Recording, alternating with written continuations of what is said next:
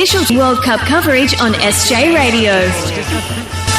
So there you have it in Spain out, Russia through to the quarterfinals, 1-1 at the end of 90 minutes. Then it was another half an hour through to extra time. And the penalties, Russia winning penalties 3-4.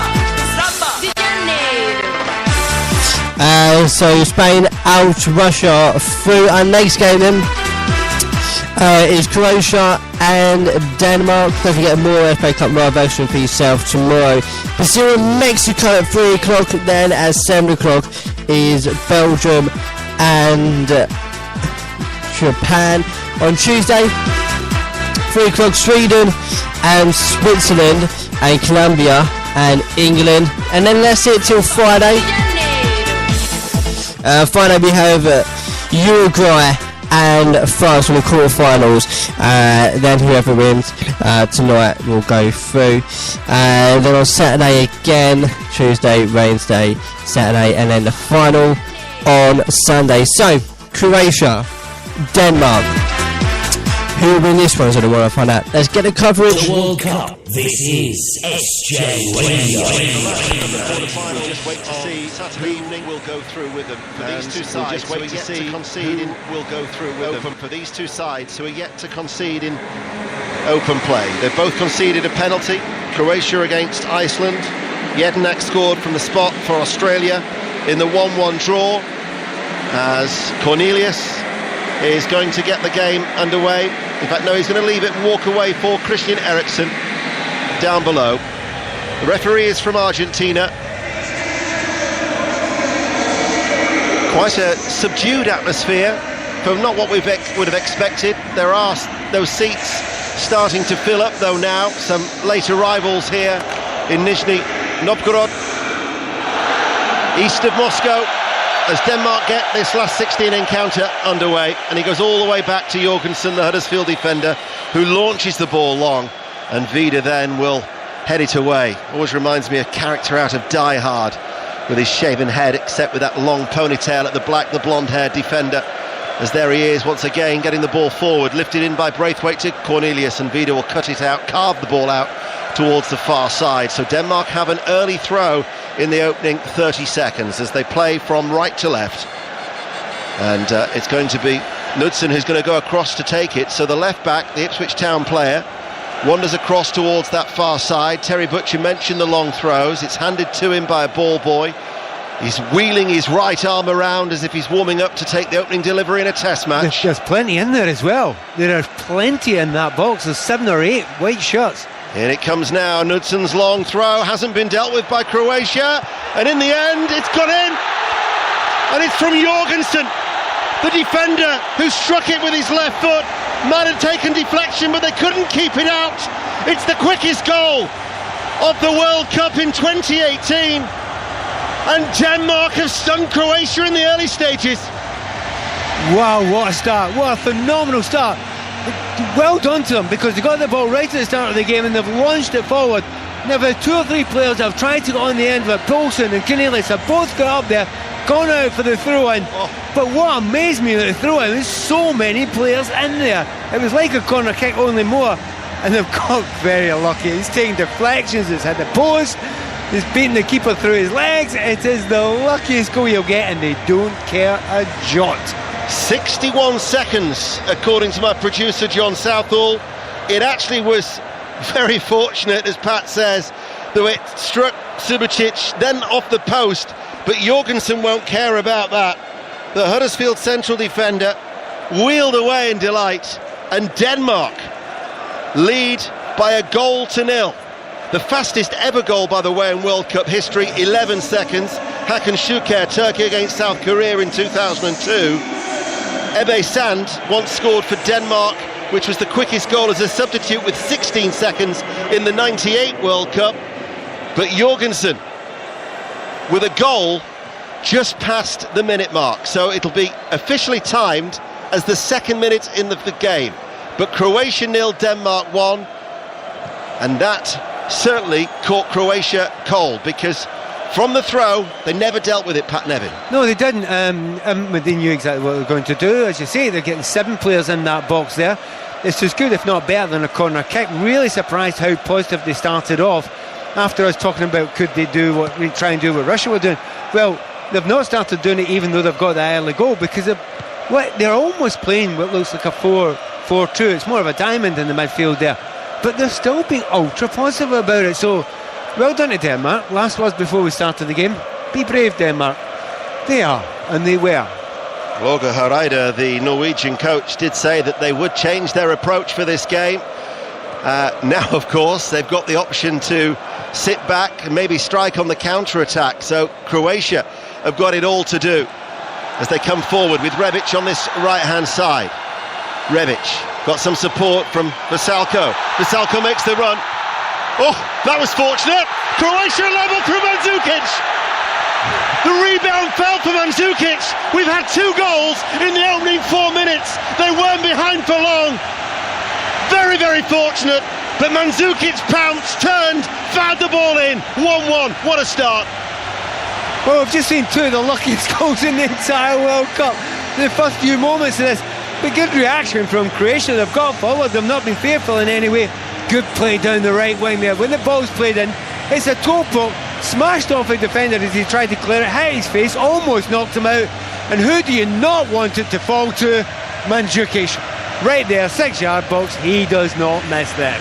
The attempted clearance from the Danish defence actually struck Christiansen. I think it was Christiansen. And it then rebounded back to Mandzukic, who had no hesitation to turn and just crush it past Schmeichel. So forget the fact that these 2 sides haven't conceded in open play. They have. Both sides have conceded. It's 1-1, and we're only playing in the 5th minute of the game. See all those statistics you spend your time trying to get working on. They're all gone in the first few minutes. Absolutely incredible, that reaction from the Croatian fans when they didn't know who it was that was scored, because the ball was, all over the place in there. So they've just found out it's Mandzukic, and that went down very, very well with the Croatian fans. I was going to say to our left, but they're all around us. Hey, we've got a game on here, and well done Denmark for being so open, but goodness knows what's going to happen here. Mandzukic with his first goal of the tournament. Here's Modric forward, looking towards Rebic, caught a little bit late there by Delaney, tidied up at the back by Knudsen to Kjær, the Danish captain, blonde-haired defender, plays for Sevilla. Kasper Schmeichel will clear away downfield, up towards Cornelius. He was backing into his man, and that gives away a free kick. You mentioned Kasper Schmeichel. The only tournament meeting between these two was 1996, the Euros, of course, that were held in England, and the Davor Suker chip at Hillsborough over his dad Peter, which was one of the memorable goals of that tournament. Yeah, oddly enough, I'm trying to think, has either keeper had the ball in his hands other than picking the ball out the goal? I don't think they have. It's 1-1. We've had a whirlwind start here in Nizhny Novgorod. I was asking the question. We were having to follow some tough games recently, and Spain getting knocked out is a really, really tough one to follow. And I'll tell you what, they're trying their best, these two. Long may it last. It's ball played forward from that far side. It's quite apt that there is John Southall, our producer, is now pointing out that it was 57 seconds. It's a 4-second delay, I think, from the original time that you told me, because the other day we were in Samara and he was complaining about the TV. It had a 4-second delay as we watched the England game. So he's 4 seconds out, which is just a private joke, if you'll indulge me. He was getting very upset about it, though. But the Jorgensen goal is the quickest in a World Cup game since June 2014, when Clint Dempsey scored against Ghana after 29 seconds. Now, was that Hakan Suker game? The one that he scored for against Croatia, against South Korea? In 2002. Yeah, that was the third-fourth playoff, as I remember correctly. Yep, 11 seconds. But I think the previous quickest in this tournament was about 3.5 minutes, was that Ronaldo? So 1-1. Jorgensen first for Denmark, Mandzukic then 2 minutes later. And both were very fortunate. Subasic is going to take the goal kick for Croatia. BBC Radio 5 Live, 7.5 minutes in. Struck downfield, right-footed. Knudsen's going to rise in the air with Rebic. Oh, he beat him easily in the air. Back now with Veselko, the right-back Pat. Very, very open, aren't they? Both teams are really open. We were asking the question before the game, I'm saying to Mark Chapman, look, the teams that are winning tournaments, be it leagues, be it Champions Leagues, usually They're very attack-minded teams these days. You look how well Liverpool did last season. Look how well Manchester City did last season. We are in an era of the attack-minded teams doing well, and it's good to see both these teams coming out with that attitude tonight. The stragglers have turned up. They're late to the party after having one drink, and I think that was a cry of Russia, Russia. The Russian flags are waving inside the stadium, and the locals all of a sudden just decided to a display of patriotism here in Nizhny Novgorod to celebrate the fact that they're already through to the quarter-finals, and they will play the winners of this one. As Braithwaite, who switched to the left-hand side, tried to come forward, Vida dived in, and out it goes for a Denmark throw on this near side that Eriksson is going to take. They're playing from right to left, that Eriksson is now going to leave for Knudsen. So again, this is going to be another long throw that's going to come in from the Ipswich defender. They've got Henrik Dalsgaard, who plays for Brentford, on the right-hand side, the first Brentford player to play at a World Cup. There's 7 in the box again, by the way, and 2 just outside it. So it's a throw on the left-hand side. Knudsen to take it. Again, it's hurled in there, headed out by Rebic. It's going to come out all the way to the centre circle, and then it's the turn, and all the way back from Dalsgaard, the aforementioned right back, to Schmeichel, who strikes it downfield. 1-1, BBC Radio 5 Live. I was actually going to ask you to finish off. You were saying something else about Dalsgaard there, or maybe you'd finished. No, I'd finished. Here's Modric, just finding a pocket of space, quickly tackled by the Barry Horn-like Delaney with his hairstyle from a distance in the midfield. Not that Barry would maybe thank me for that. The hairstyle except, I think he'd be annoyed about the tackle. He was much cleaner, but just as hard. Free kick is touched short, just over the halfway line. Croatia in all black, playing from left to right. 10 minutes played, 1-1. If you've just joined us, you missed 2 very early goals. Liverpool's Lovren's on the ball now. He's over the halfway line. Lovren then to Vasalko, inside. Mandzukic shows himself, back towards Modric, midway through the Denmark half.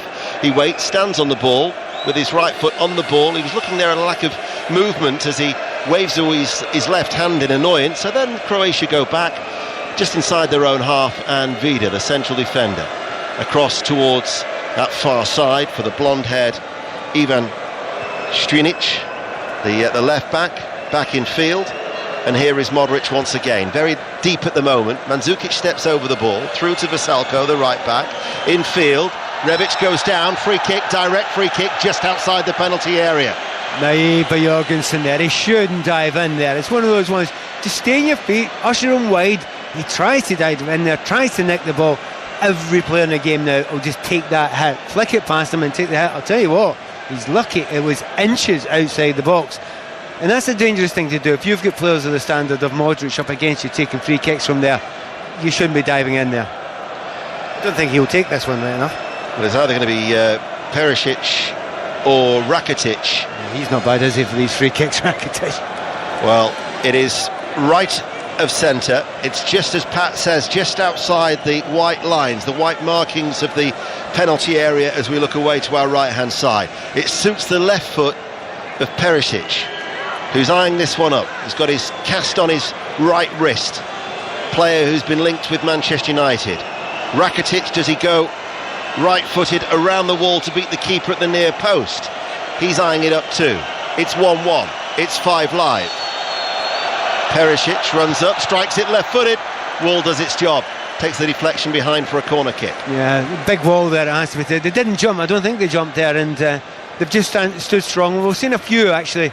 Let's see, Barry Horn looks like he's going for it again there, but he stood strong. And there've been a couple in this World Cup. There's been a few that have ducked, not been brave enough. When it comes to this level of the World Cup, you've got to be brave. Modric is going to take the corner kick for Croatia in their black shirts, playing from left to right. It's got the still the faint checkered pattern on the front of their shirts. It's an outswinger. It was aimed towards Lovren, who climbed high. Comes out to Strinic, the left back. Diagonal ball back inside the penalty area. Delaney was back there, and it's a strong header out of play for a throw on that far side. Kickoff was 9 o'clock local time, and I noticed the temperature was still 25 degrees. It's been a very muggy, humid day in Nizhny Novgorod as Croatia take the throw on that left-hand side, and then it's Strinic to play it forward. Denmark have everybody back behind the ball. Croatia at the moment quite content just to be patient with possession. spread out towards this near side, the right. Vrsaljko back towards Modric. Modric slides it in. Rebic has made the run into the channel. Then Rebic cuts the ball back. Perisic had got too much underneath it, and Poulsen will clear away on that far side. Poulsen then will win a throw for Denmark. 1-1. BBC Radio 5 Live. 13 minutes played. Where FIFA lineups have got Modric playing as a number 10, behind the striker, no chance, nowhere near it. He's standing almost in the right full-back position most of the time, and the reason being is he knows where that's all the space is. So Modric will go where the space is. For the first 10 minutes or so, I don't think we really mentioned Modric or even Eriksen, but you can see Modric getting more, slowly but surely, getting more and more involved in the game. And even though he's standing in that just in front of the right full-back area, he's getting lots and lots of the ball now.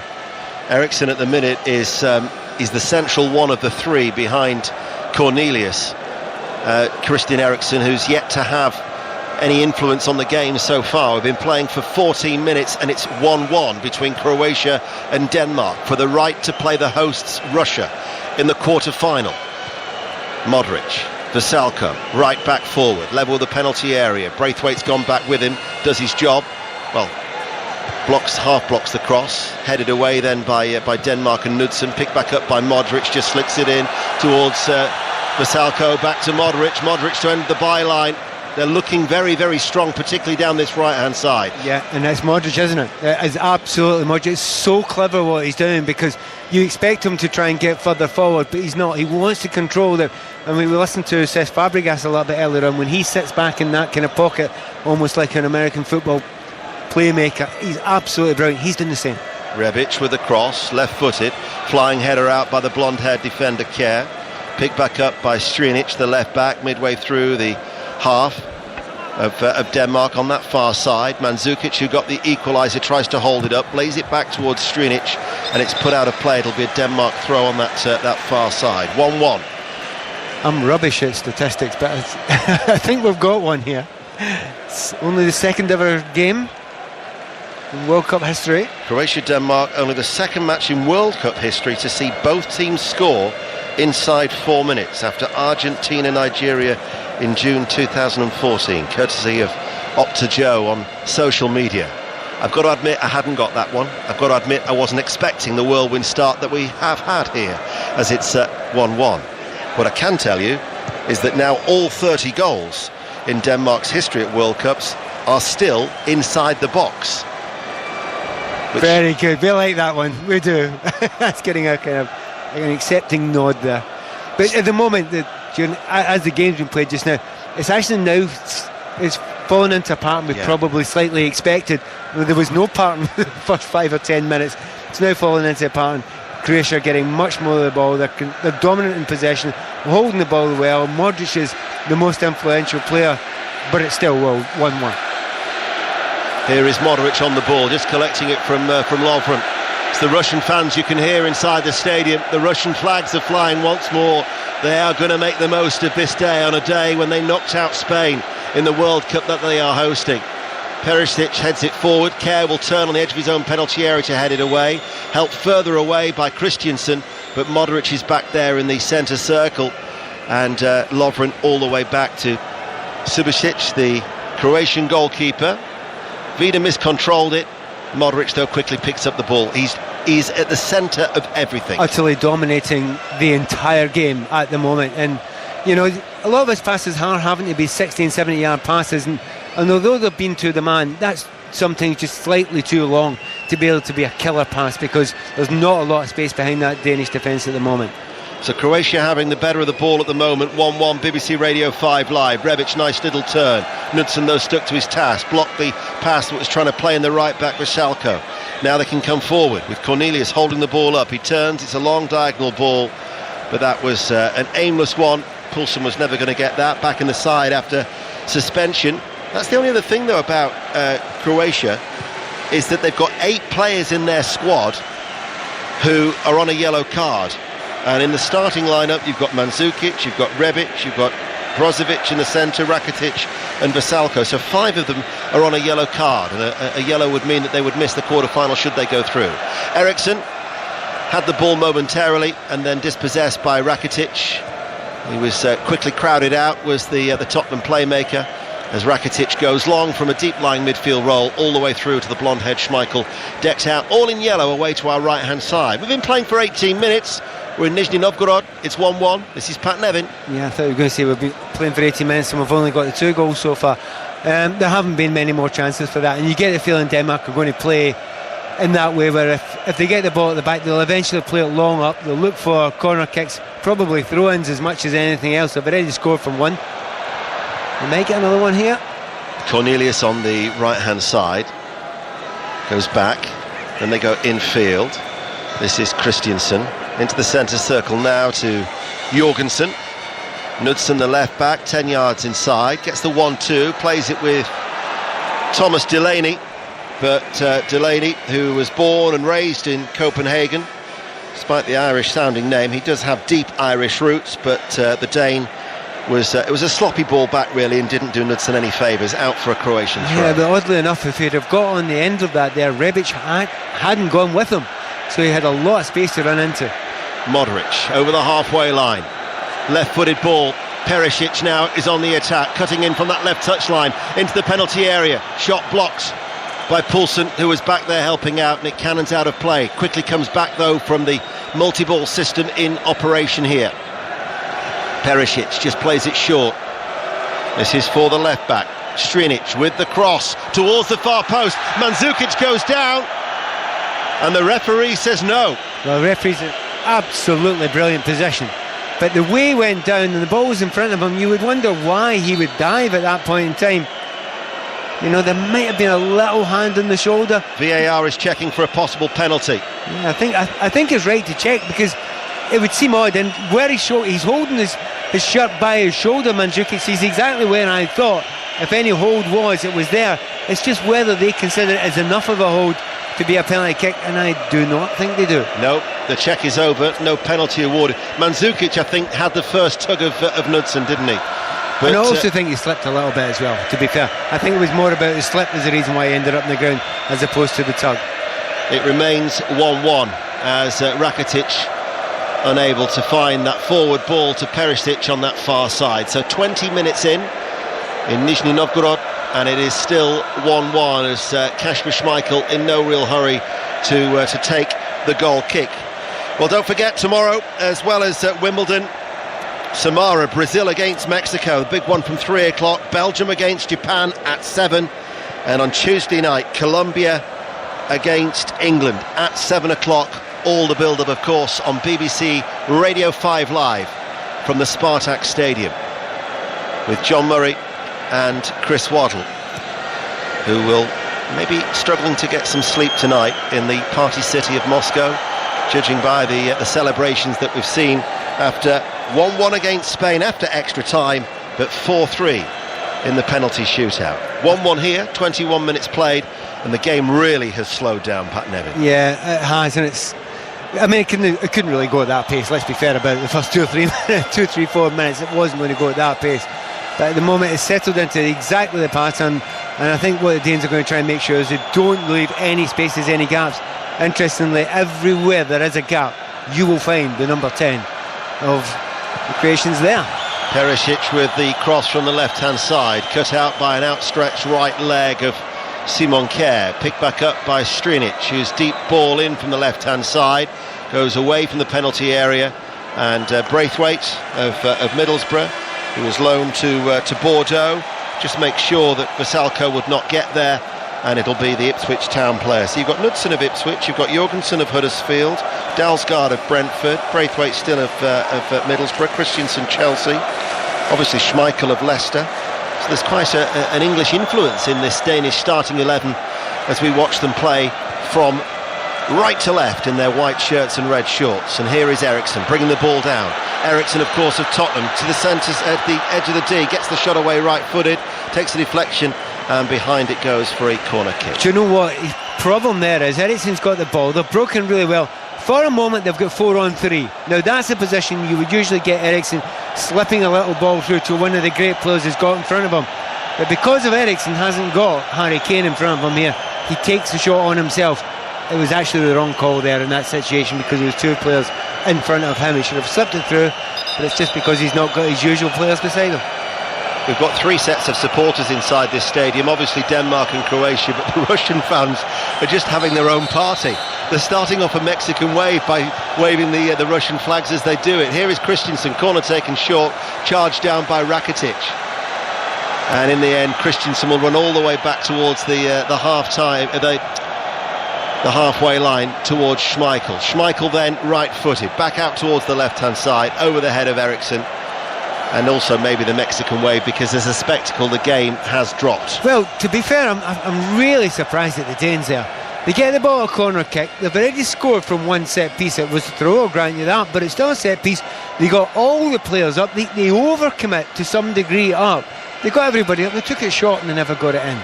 And they ended up back to their own goalkeeper with that ball there. And that's where their biggest strength would appear to be, apart from getting into Eriksson. That's a real disappointment from the Danes there. 2 Mexican waves, both going in the opposite ways inside this stadium. The Danish support a huge block of red. They're swaying again in opposite directions on each different row. It's playing havoc with your eyes inside this stadium at the minute. I think some of the Russians will be swaying by the end of the night.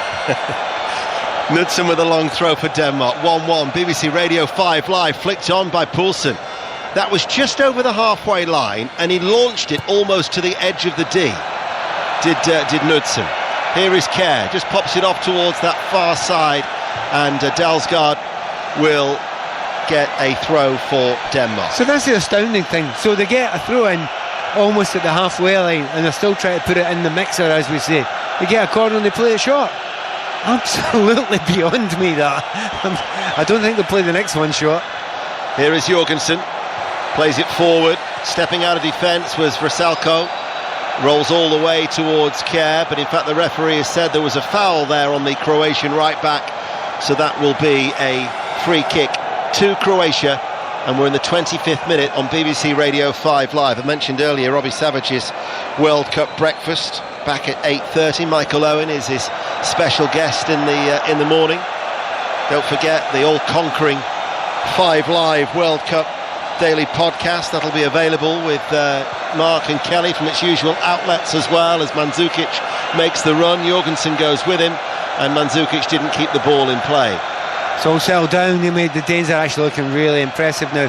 Christensen playing in front of that area. He's such an intelligent player, Andreas Christensen, and he's covering in front extraordinarily well. He's nice on the ball. He's not had much of a chance to play the ball out from that deep lying area, but he's killing that space, which I think they were expecting Modric to go and sit in. Modric hasn't gone near there yet, because he knows that's not where the danger is. That's not where the space is going to be. They look a very limited side, though, Denmark, don't they? Yeah, and if you have certain limitations, you play to whatever strengths you have, and we know what their strengths are. We'll get a chance here. It was a ball that had been played forward by Rebic. They've actually switched. Rebic is now on the left-hand side. Perisic has come to the right-hand side. It was Rebic's diagonal ball that was looking for Mandzukic, and it was unable to find him. Yeah, you talk about the limitations, and it is quite back to front, without being purely back to front, but it is quite back to front. But hey, if it gets him there. Here's Braithwaite, able to turn, drives at the Croatian defence, overruns it, comes back out midway through the Croatia half to Delaney. Kjær, the blonde-haired central defender. In front of him is Christensen. Christensen playing a holding role in midfield. Cornelius, Eriksson. Braithwaite's made the run. Braithwaite can't carve it goalwards. It was blocked by Subasic, who was quickly off his goal line, and the last touch came off Braithwaite. That was better from Denmark. That's the best piece of play they've had in the game so far. Well, the neatest and the sharpest piece of play, and the most intelligent piece of play as well. To be honest, it was not a good finish. He's got to get a little bit more on that. To be honest, I think he's shinned it. He's got to lift that a little bit. Asked the goalkeeper a few questions, but it was a lovely ball in by Eriksson to give that half chance to the Danes. It was a £9 million signing from Middlesbrough last summer. Didn't really happen for him. 6 goals in 21 appearances. Went out on loan to Bordeaux. 4 in 14 when he went to France. 1-1. BBC Radio 5 Live. And the noise you can hear are the Russian fans celebrating once again in Nizhny Novgorod. We might, wherever our teams are in 5 Live, whether it be Moscow, I don't know where else, Kazan, Sochi, here in Nizhny Novgorod, that might well be the chant that you're going to go to sleep with. Russia, Russia. It's constant. I actually noticed just for a second there, just right in the middle of the play, Vida turned around and applauded the fans for singing. Well done, him. That'll go down well. 28 minutes in. Subasic will clear away towards that far side. Strinic infield to Modric. He's over the halfway line. Croatia playing from left to right. Still 1-1. Stepping forward easily was Jorgensen. Poulsen tidied up by Christensen. Dalsgaard, the right back, midway through his own half, and now finds Kerr. Rakitic will go towards him, but he passes the ball forward. Christensen on the stretch. Croatia now have got a turnover here. Here is Rakitic, who's going to shoot. Beaten away by Schmeichel. He fell to the floor as well, still alive. Rebic keeps it in play, left-hand side, beaten again, down by the near post by Schmeichel. Miss it by Perisic, and then it comes back towards him, and he volleys the ball well wide, well over. 1-1. Well, nothing was sticking to Kasper Schmeichel's hands there, was it? Everything was coming in. He was just pawing at it, and it wasn't getting away from the danger. But no complaints with the first one. It's a good save from the shot from Rakitic, but it came back out to a dangerous area, and it just wouldn't break the right way. It was probably 4 attempts at goal in that short period of play there, but none of them were good enough to beat Kasper Schmeichel. But that was a decent moment, and once again, you have to be honest, it came from the very good ball right at the start of it from Luka Modric. Well, all of a sudden now, they're not doing the Mexican wave. The Russian supporters now are all lighting up their phones. It's like being in a pop concert wherever you look, and in fact everybody's joining in as the ball is played through to Rakitic. But what a spectacle here inside the stadium at Nizhny Novgorod with the I mean, it is dark. It's, what time is it local? It's about 9:30, and you just got the lights of the phones all the way around the stadium being waved in their arms, in the hands by the supporters here. You do realise we're getting up at 6 o'clock tomorrow morning. We're not getting any sleep tonight. Not in this town. Half an hour played. My fear now when you say that for the, what is it, a 12-hour journey that we've got, is that this could go to extra time. I'm just starting to get a bad feeling about this one. I thought it's all right. My fears were dispelled with the 2 early goals inside 4 minutes. 1-1 it remains, but the way it's going, I'm okay with it. I admit that. I love extra time, and I love the penalties. I love the excitement of it, and if it long as it's a good extra time, I'll put up with lack of sleep for a day. Yeah, but the one that we've got in St. Petersburg, I think, will go to extra time. Sweden, Switzerland. As the ball is long, Poulsen heads it onto the penalty area. Cornelius made the run. Vida had gone with him, shoulder to shoulder, and Vida concedes the corner kick under pressure, as Denmark now will try and trouble Croatia from this set piece. 31 minutes played, BBC Radio 5 Live, 1 apiece. Pat Nevin. I don't think Cornelius is blessed with subtlety, but I don't think that's what he's interested in. He's a bit of a blunderbuss up front there, but in the best possible way. He makes himself a complete and utter nuisance. He's making life very, very difficult for Lovren and Vida. So Delaney's forward from the back. Kerr has come forward too. There's Christensen in there, Jorgensen, Poulsen. Croatia have everybody back inside their own penalty area. It's going to be a corner kick.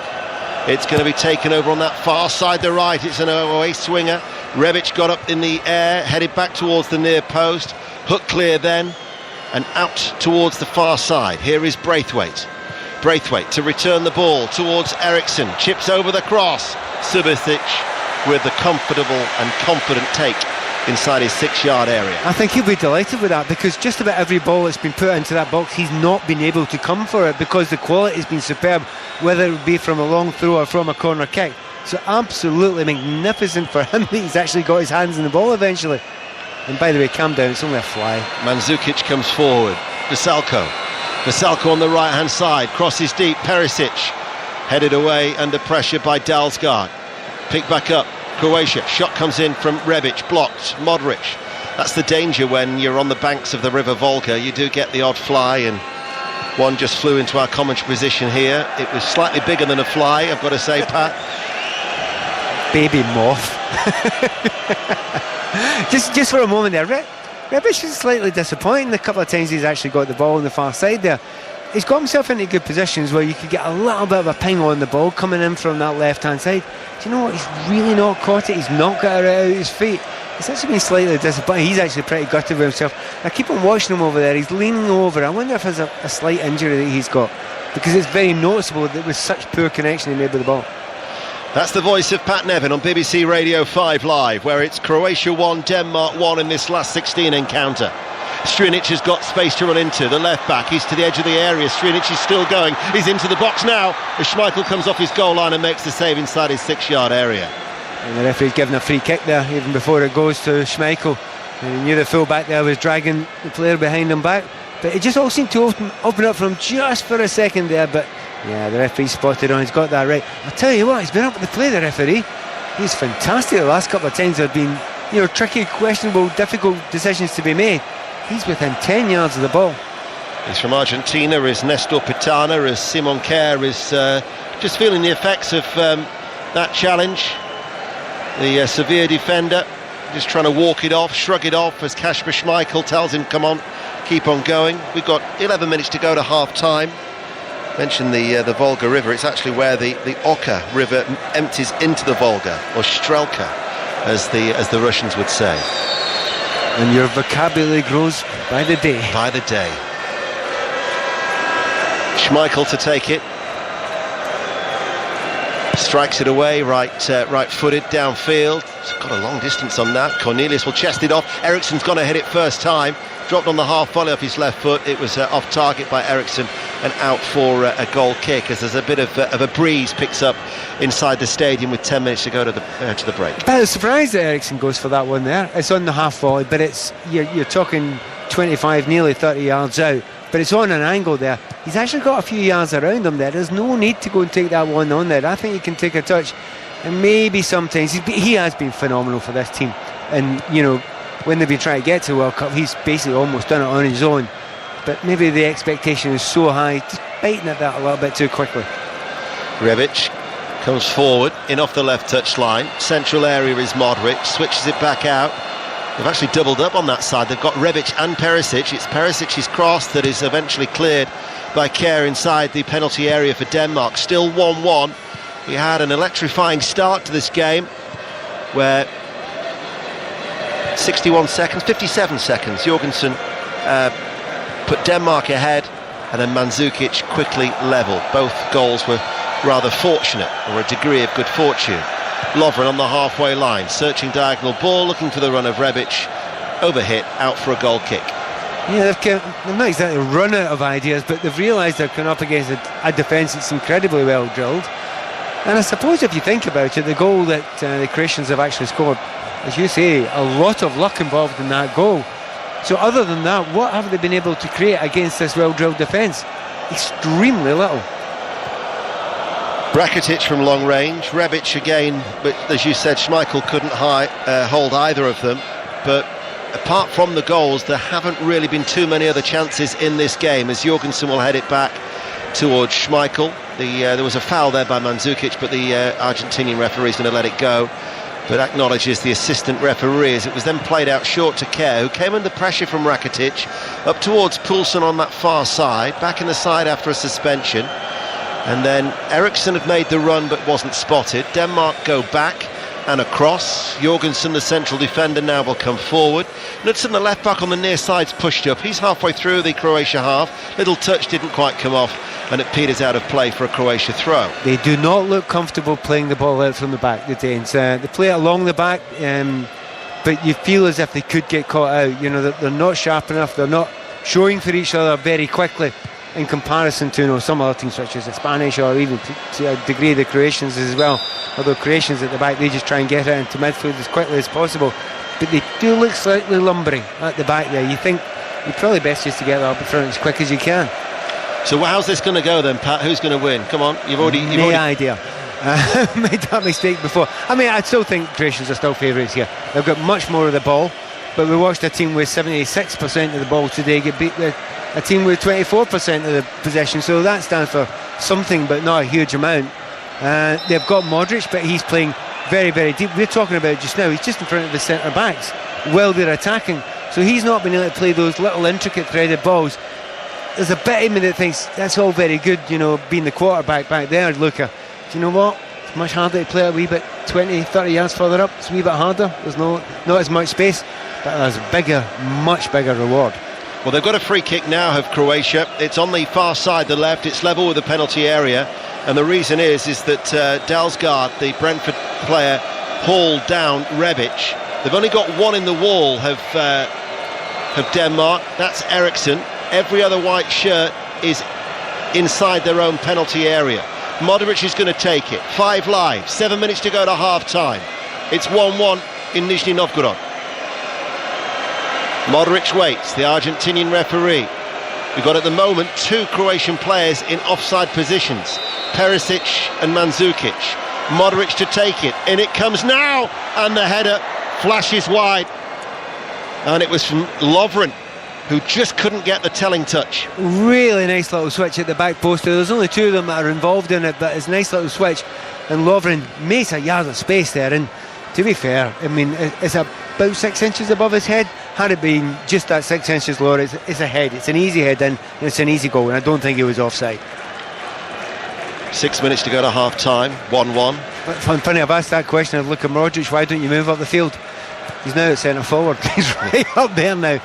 He's got to add something else much more positive going forward. Dalsgaard slides it in from the right-hand side. Vida must have got a little touch. He certainly, whatever he did, deceived Cornelius, who wasn't expecting it, and the lumbering centre forward for Denmark. It went into the arms of Subasic. The reason I asked you how it's going to go is that when we were watching the penalty shootout from our commentary position, there was hardly anybody inside the stadium. I put it on social media to get the reaction from the noise outside. It was quite surreal, but you can actually hear the voice of Pat Nevin, as it was Aspas, wasn't it, who went to strike it, and he went, he's going to miss. So it's like being with Mystic Meg. Well, there was lots of little signs that showed that, and also it is the most extraordinary pressure penalty you can just about imagine, other than, to score the winner, keep you in a World Cup final, to keep your country in the World Cup. The massive pressure, and he did not look as if he was dealing with it well. Veselko's going to take a throw for Croatia on the right-hand side. Mandzukic hooks it towards the run of Perisic, but it was cleared away. And now it's with Delaney. Looks up, diagonal ball. Making the run forward is Poulsen on that far side. Šrinić is tight behind him, brings the ball under control. Foul there by Rakitic on Poulsen, just outside the centre circle. And Denmark with Christiansen. He wants to take it quickly, but there's nobody alive to it. And then Eriksson says, no, I'll take this. And he just nudges it short. Jorgensen across to Knudsen. Forward to Braithwaite on the left-hand side for Denmark. White shirts playing from right to left. Under 5 minutes to go to half-time. I'm sure there'll be more reaction to Russia's sensational victory in that shootout against Spain, with Mark back in the studio. I doubt that it would have quietened down just yet. The horns of those cars going over the bridge near our Red Square studio will still be blaring as Denmark come forward and now get a throw down towards the corner flag on this near left-hand side. And Knudsen's going to take it. And once again, it's going to be a long one, because he's getting as much of a run-up as he can up against the advertising hoardings. He waits for Jorgensen and Kerr to come forward.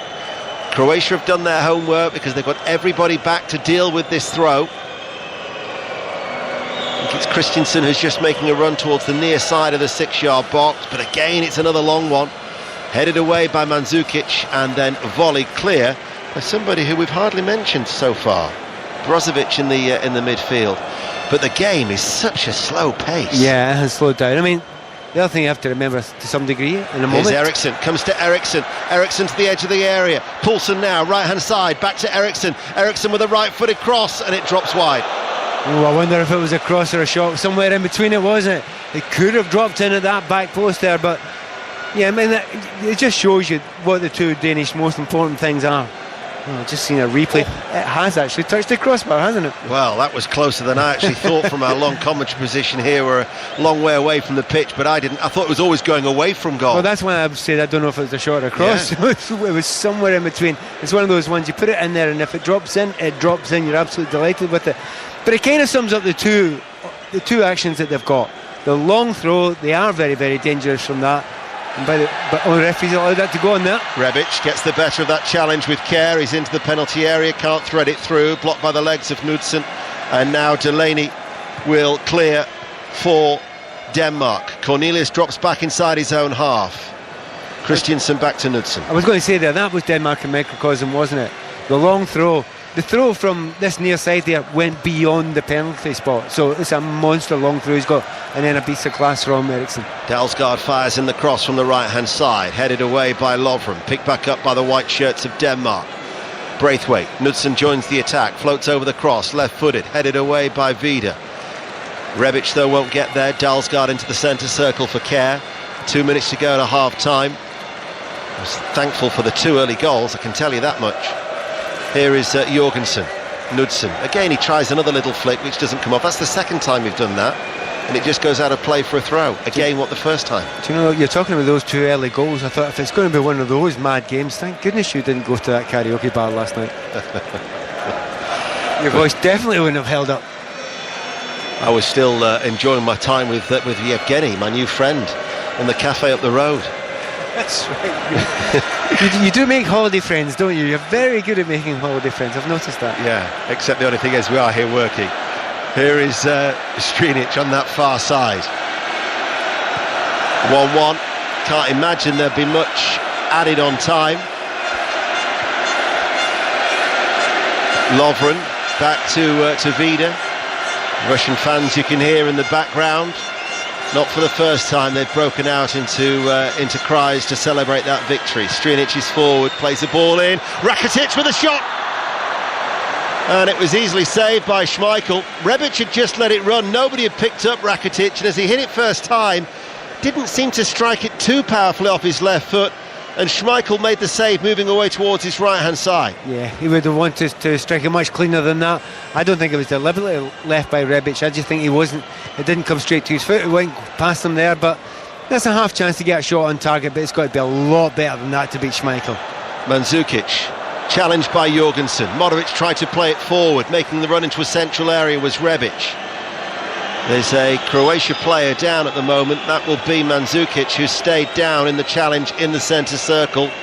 And so in the last minute of the first half, where it's 1-1 between Croatia and Denmark, there is going to be the physio coming on to treat him as he was challenged by Jorgensen. Pat Nevin. Yeah, it's hard to see what was wrong with it. He went to get up and then he went back down again. So he could have been clipped, maybe a stud clipped malleolus, I think, possibly in the right-hand side of his ankle there.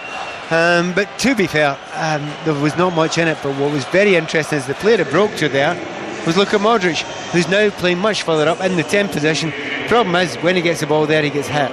He gets much less space, and it's much harder to control the game. So an additional 60 seconds. It's always a minimum, of course, and so with Mandzukic being treated in the additional minute, there will be further time added on as he's getting treated in the centre circle. Denmark took the lead after 57 seconds through Jorgensen for the Huddersfield Town defender, and then Mandzukic, when a rebound struck Christensen in sort of like the head, the neck area, I think it was, rebounded to Mandzukic, but he quickly pounced to fire back the equaliser. Since then, Rakitic from long range and Rebic have both tested in more or less the same attack with Schmeichel, beat them out with both occasions. Rakitic has also had a shot saved since, and Eriksson has clipped the crossbar, but it hasn't been anywhere near as entertaining as those chances make it sound. No, it hasn't been for large parts of the game. And we were talking in some of the recent games about particularly Brazil controlling games. Now I would say it was a 10-15 minute period there that the Croatians were utterly controlling the game, and you think, well, they could really run ahead with it now. In actual fact, it's not felt like that, has it? They're not as if they are utterly dominant, creating chances, not even at will, but creating a whole load of chances. This is a fairly well-balanced game now, if not a great one at the moment. Guillaume Balaguer, when he was speaking to Mark Chapman earlier, saying you want the better teams in the latter stages of a World Cup competition. That will not include Denmark. It's 1-1. Russia are already through, and they await the winners as Perisic on the right-hand side. Mandzukic looks to return it towards him, cut out easily by Knudsen on this side. Perisic snapping at his heels, pulling at his shirt. Knudsen does well under pressure to Jorgensen. So in added on time, and the referee's going to blow his whistle. So there it is, half-time in Nizhny Novgorod. BBC Radio 5 Live, Croatia 1, Denmark 1. Denmark with the early goal inside 60 seconds. Croatia levelled. Mandzukic after 4 minutes. Pat. Well, it's hard enough trying to follow that Russian game, and the excitement at the end of that and the amazement that we had at the end of that.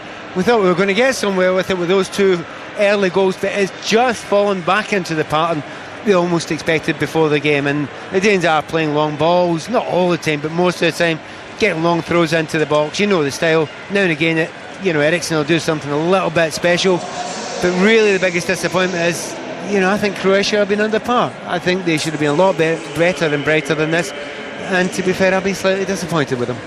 So there we go, Mark. Croatia 1, Denmark 1, half-time in Nizhny Novgorod. They haven't clicked, have they, Croatia, Pat? Yeah, and that's why, I was so impressed. I mean, sometimes you can change your mind during games, I was watching Modric and purring over how he was controlling the game like a quarterback from that deep area and pinging balls all over the place. And then after 20 minutes, you're thinking, yeah, that's easy, that. There's loads of space there. And by the way, you're pinging the balls to people who are not going to get into dangerous positions.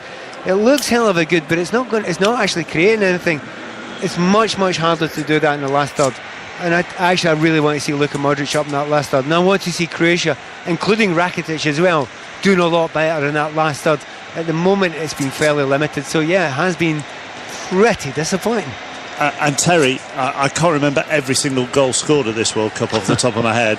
I can remember a lot, but maybe not all. The two we've seen tonight have to be two of the worst goals that we've probably seen at this tournament so far. Yeah, I mean... Scrappiest, maybe, that's a better way. Yeah, when the first goal went in, you thought, oh, great, it's going to be one of those games. And the second goal goes in, but it just reverted back to what I think the game plans of both coaches. They just said, well, OK, we've scored one, you've scored one, it's like 0-0, we just keep doing what we're doing. Modric has been in the game, as Pat says, going forward and all this sort of thing. He's probably been the brightest spark in midfield, but Eriksson has been anonymous. And I think he's over on the right side of midfield.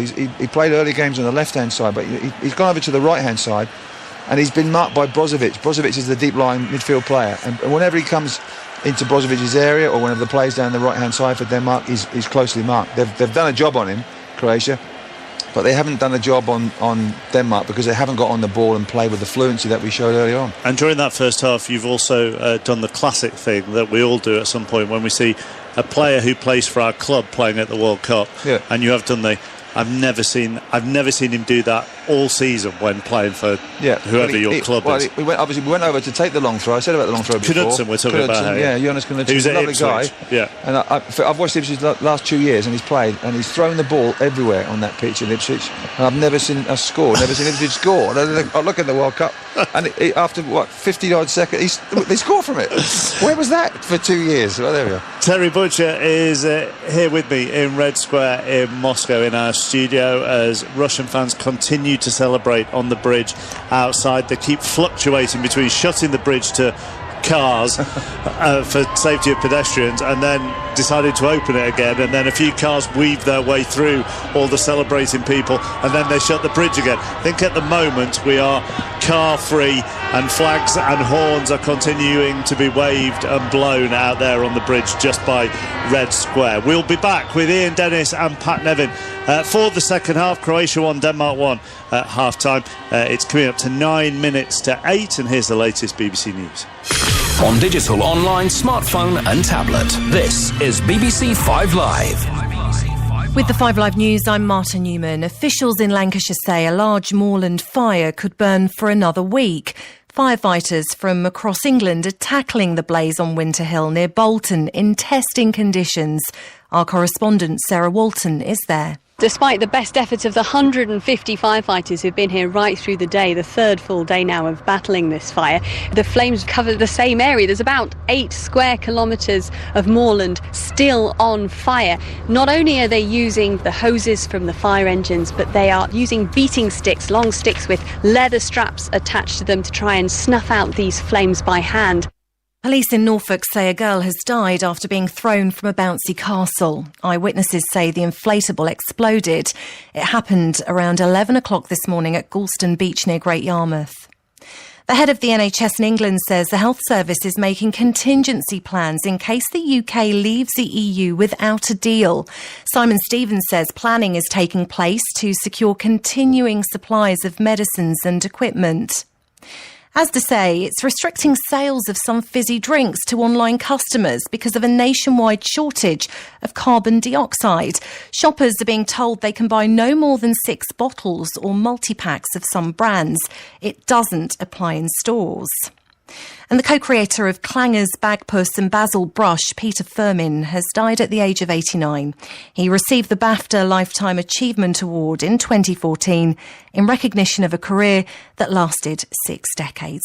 That's the latest news on 5 Live. 5 Live Sports. Available now. 5 Live's World Cup Daily Podcast. You will get an episode every single day for the whole tournament, featuring the best analysis from Russia. What a screaming finish, and what a great moment for the travelling army of fans. As a football fan, you have to appreciate that moment. Download the World Cup Daily Podcast from your favourite podcast provider. Well, what could go wrong here? We fled a statue in the morning, so Dion, home to bed. I must admit, I did laugh at that. That was hilarious. This is your World Cup station. This is 5 Live. Live from Russia, this is 5 Live Sport with Mark Chapman. And we will be back to Ian Dennis and Pat Nevin very shortly. Croatia 1, Denmark 1 at half-time. Wimbledon gets underway tomorrow morning. Full coverage across the BBC Television, on live and here on 5 Live. But there'll be no Andy Murray. He announced this afternoon that he was pulling out of the tournament. Here's our tennis correspondent, Russell Fuller.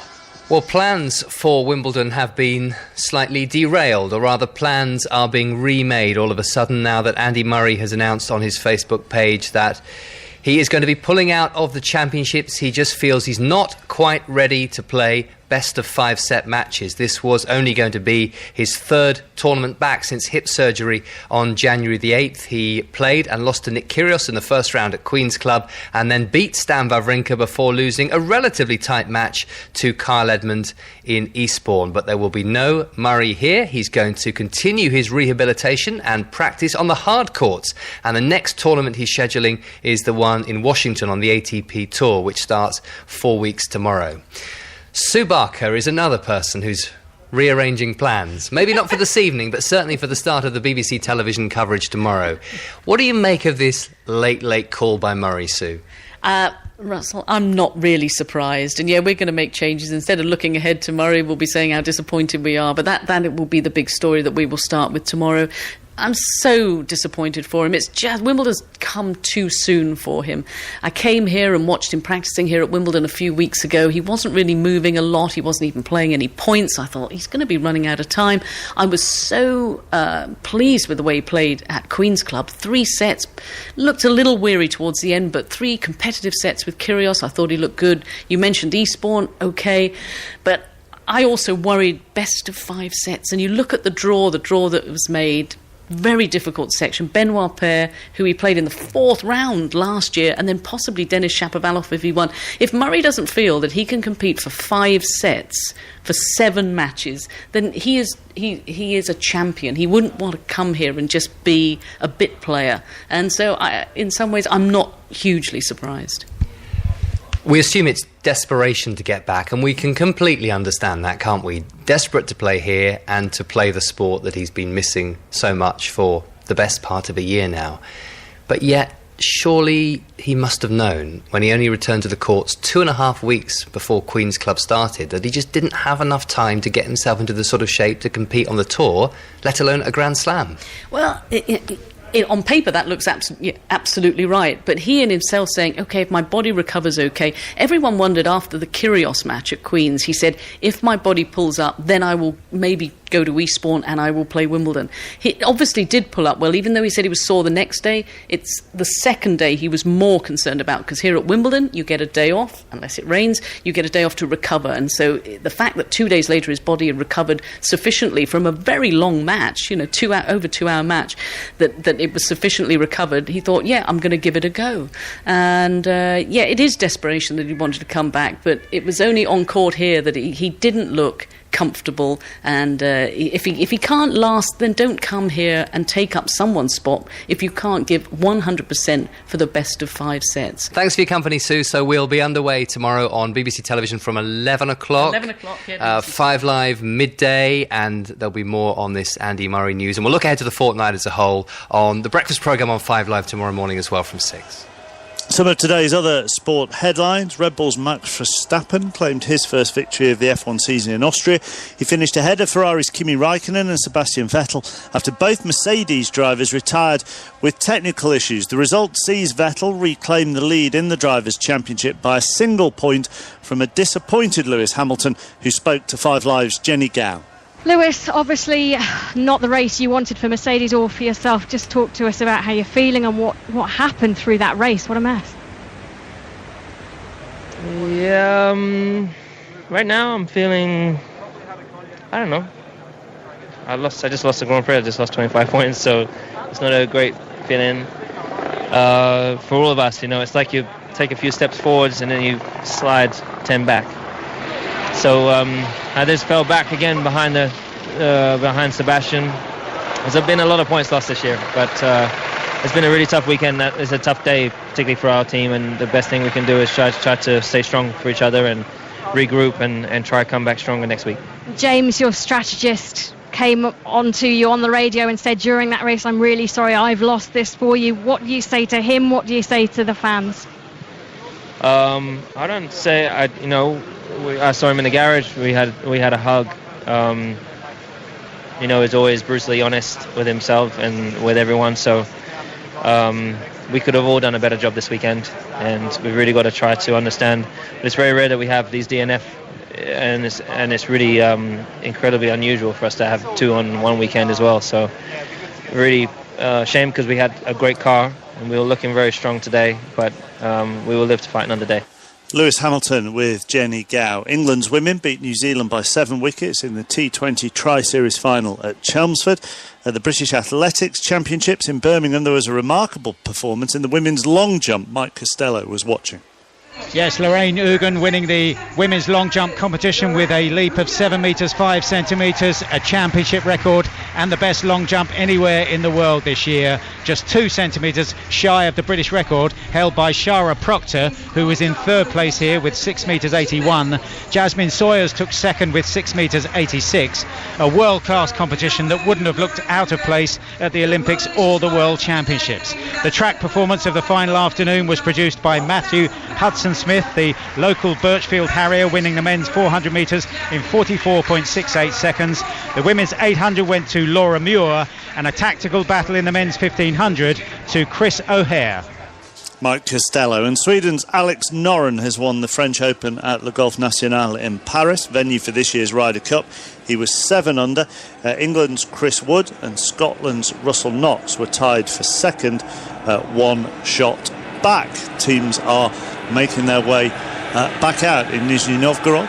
Croatia won, Denmark won at half-time. What do you want to see, Terry, from Croatia in this well, actually, no, what do you want to see from either side in the second half?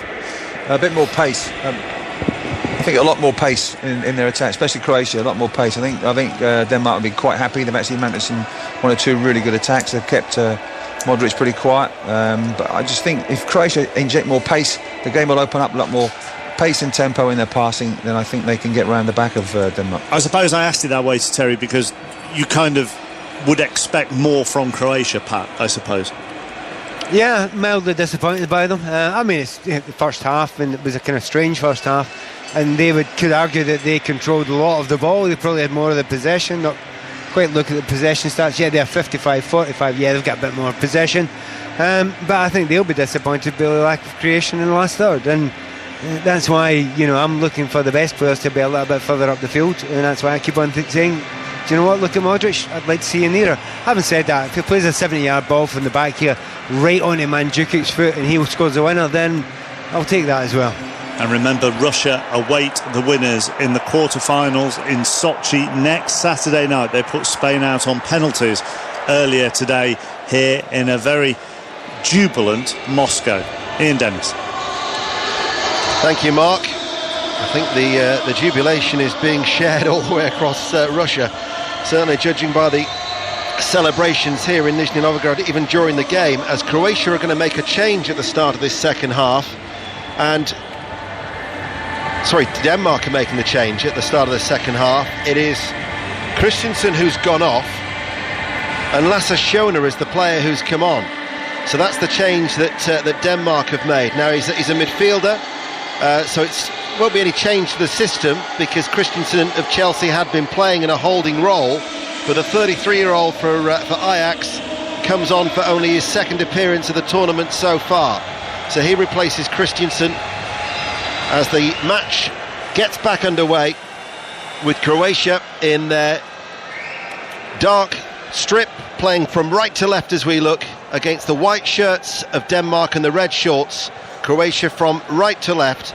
They have Subasic in goal, Vasalko, Vida, Lovren and Strinic in defence, Brozovic, Modric, Rakitic, Rebic, Perisic and Mandzukic. And then for Denmark, Schmeichel in goal, back four of Dalsgaard, Kjær, Jorgensen the goal scorer, Knudsen, Braithwaite, Eriksson, Schöne, Delaney and Poulsen behind Cornelius. Pat Nevin. Just watching the way they're lining up now to see if they're making any great change, and it seems a more obvious strict 4-4-2 at the moment, the way they're lining up. So Schöne's coming in, maybe Christensen was sitting in front of the defenders there. He's maybe just a more natural central midfielder who's going to sit beside Delaney in that central area there. But we'll see if that adapts throughout the game. But it's strange to see Christensen get off. He didn't do a great deal wrong to be hooked at half-time, apart from being smashed in the face with the ball, and it landed for the goal for Mandzukic. And it was 163 seconds after Jorgensen had put Denmark ahead. And it's 1-1 between these two sides. Here in Nizhny Novgorod, BBC Radio 5 Live. It was a whirlwind start, and then the game really did drop off, and not much of a spectacle as these two sides were locked together. So Schöne tries to get a ball forward, blocked by Rebic. You can imagine one of the highlights being to read a post from our horse racing correspondent Cornelius Lysett on social media when he said, quite unnerving to walk into the kitchen with commentary of 5 Live, Croatia versus Denmark, only to hear Ian Dennis declare it deceived Cornelius, who wasn't ready for it. which tickled me. Hope he didn't drop his evening meal. He's racing post, possibly. Yeah, racing post evening meal. 2 minutes into the second half then, and in a very, very pedestrian game. You've got to agree with what Terry was saying, that this is, and I just wonder as well, I mean, there's been a debate about England, about making the changes that they did, whether you can lose momentum. Croatia made 9 changes for the Iceland game, but they haven't got into any rhythm. They haven't played with any tempo or intensity, that the way that we saw them, dismantle Argentina 3-0. Yeah, and the speed that they did it was incredible. There was liveliness, understanding, everyone seemed to be working together. I mean, today we've seen very little of the link-up play between Rakitic and Modric, which we were talking about before. And at the moment, I don't know if Modric has got lots of balls actually found Rakitic yet. Perisic, right-hand side, cross takes a deflection, takes a little bit further away from goal, and goes out of play for a goal kick. But when we were watching Spain against Russia, and you were saying to me, the tempo of Spain, it suits Russia because they're passing the ball with very little zip. You could argue the same here for Croatia. It's comfortable for Denmark. Yeah, it is. I mean, this isn't new stuff. This has always been the case. If you're playing against a team who've got good possession and they are zipping it, and you're having to chase it very, very quickly to get across and cover areas, it's very, very difficult. But if they've got lots of possession and they're playing it slowly, it's a piece of cake. You just walk about and just make sure you're all as a group in positions, and they never seem to get you out of position unless someone goes and takes on a man, or else that zipping quick 1-2s happens quick. It wasn't happening with Spain today, and you're absolutely right, it's not happening to a level that you'd expect from the Croatians, and it has been quite disappointing from them. It does happen with Croatia, where they've done it in previous tournaments where they've been excellent in the group stages. It's got to the knockout stages and they just haven't been able to rediscover their form. 4 minutes into the second half, 1-1. Modric spreads it out towards the right-hand side. Vasalko waits.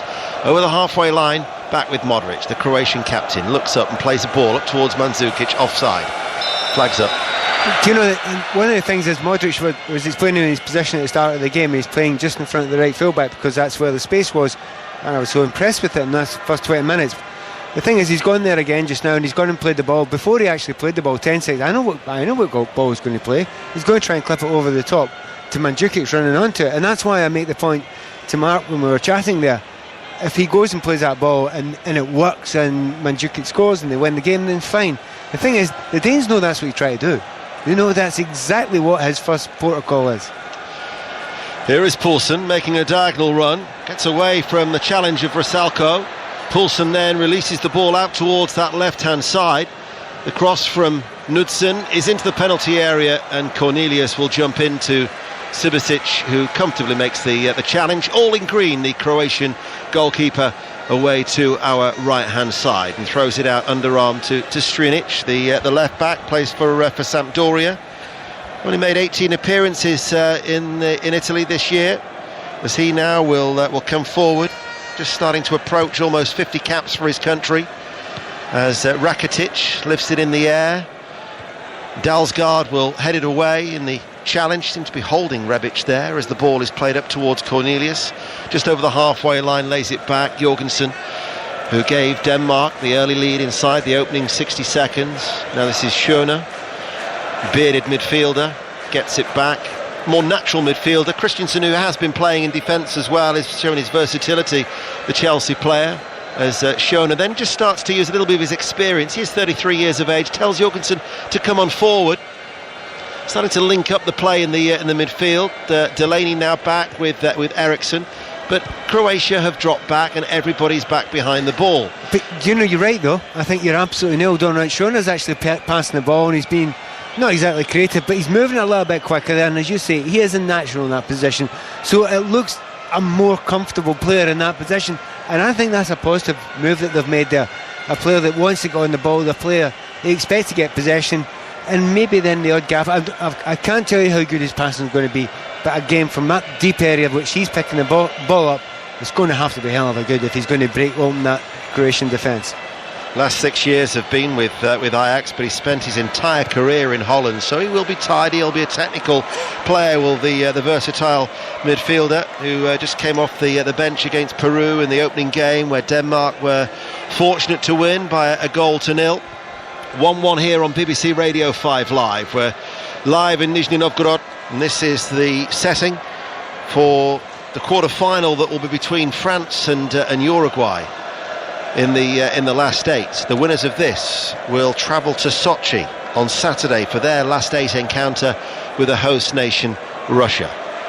And we're in the 8th minute of the second half, and Croatia playing from right to left with Strinic to take it, and that's been dealt with by Dalsgaard. Cornelius overruns it. Mandzukic is back helping out. Poulsen now will take over. Poulsen plays it in front to Delaney. Poulsen, Delaney coming under pressure from the Croatians, who tried to press them, but they get out of that tight spot. Back to Kerr, cross to Jorgensen. A bit of a confident start this by Denmark on the ball, and certainly helped with Schoener's introduction as a substitute. Eriksson now to Braithwaite. Knudsen invited to get onto the end of that, the left back, but he runs into his man and gives away a careless free kick on Perisic, and that will be a free kick to Croatia. One apiece. Yeah, it was nice and tidy.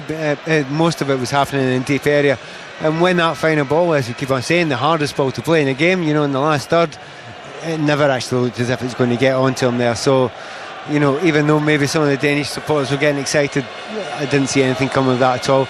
And it really is surprising that, the Croatians certainly haven't picked up the pace in any way whatsoever. It's kind of walking pace.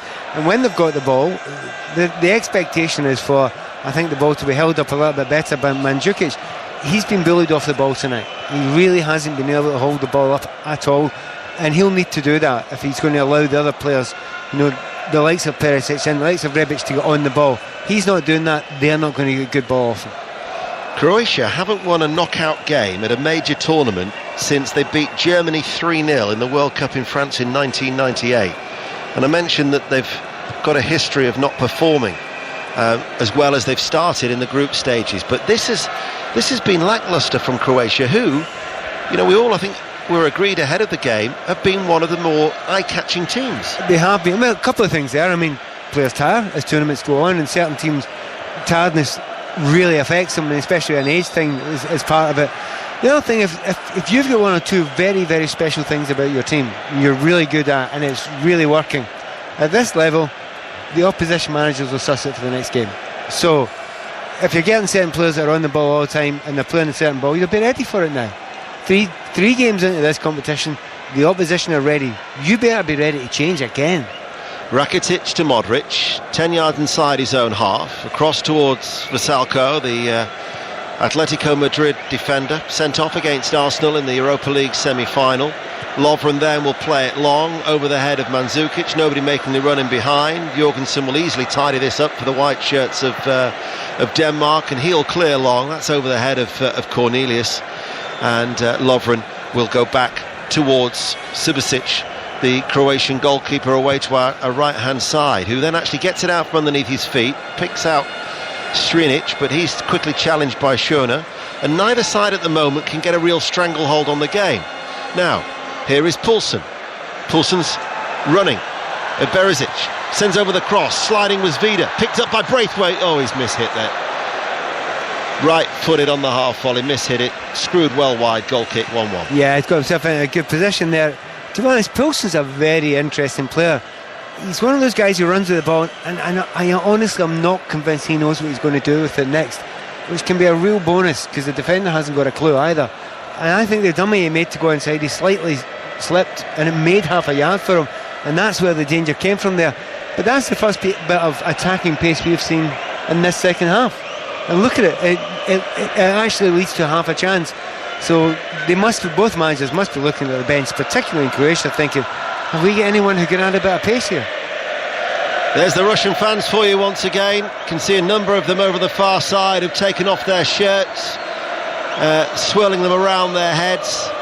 They're having to make their own entertainment because there's not much between these two sides in the stalemate of Croatia 1, Denmark 1. After Russia made it through to the last 8, as a free kick is gone in favour of Denmark, but we have got stalemate. And that's what I mean. Hey, fortune favours the brave at this point in time. I mean, for goodness sake, you're looking down. I'm watching the coaches as much as I'm watching the actual game just now, because I'm saying, look, if you want to go out there and take this game by the scruff of the neck, you may have to change this and adapt it a little bit. Are you going to be brave enough to do that? Are you going to say, right, so-and-so is not having a go? And by the way, I could name about 6 or 7 possibly in each team, but maybe more so in Croatian team, who aren't really doing it, who aren't really moving great just now, and say, right, shake it up a bit, make a change. One change has been made. Do you know what? Has had a positive effect on the Denmark team with Schöne coming on. Not wonderfully positive, but a slightly positive effect, I'll grant. Out towards the far side, the right for Rebic, back in field.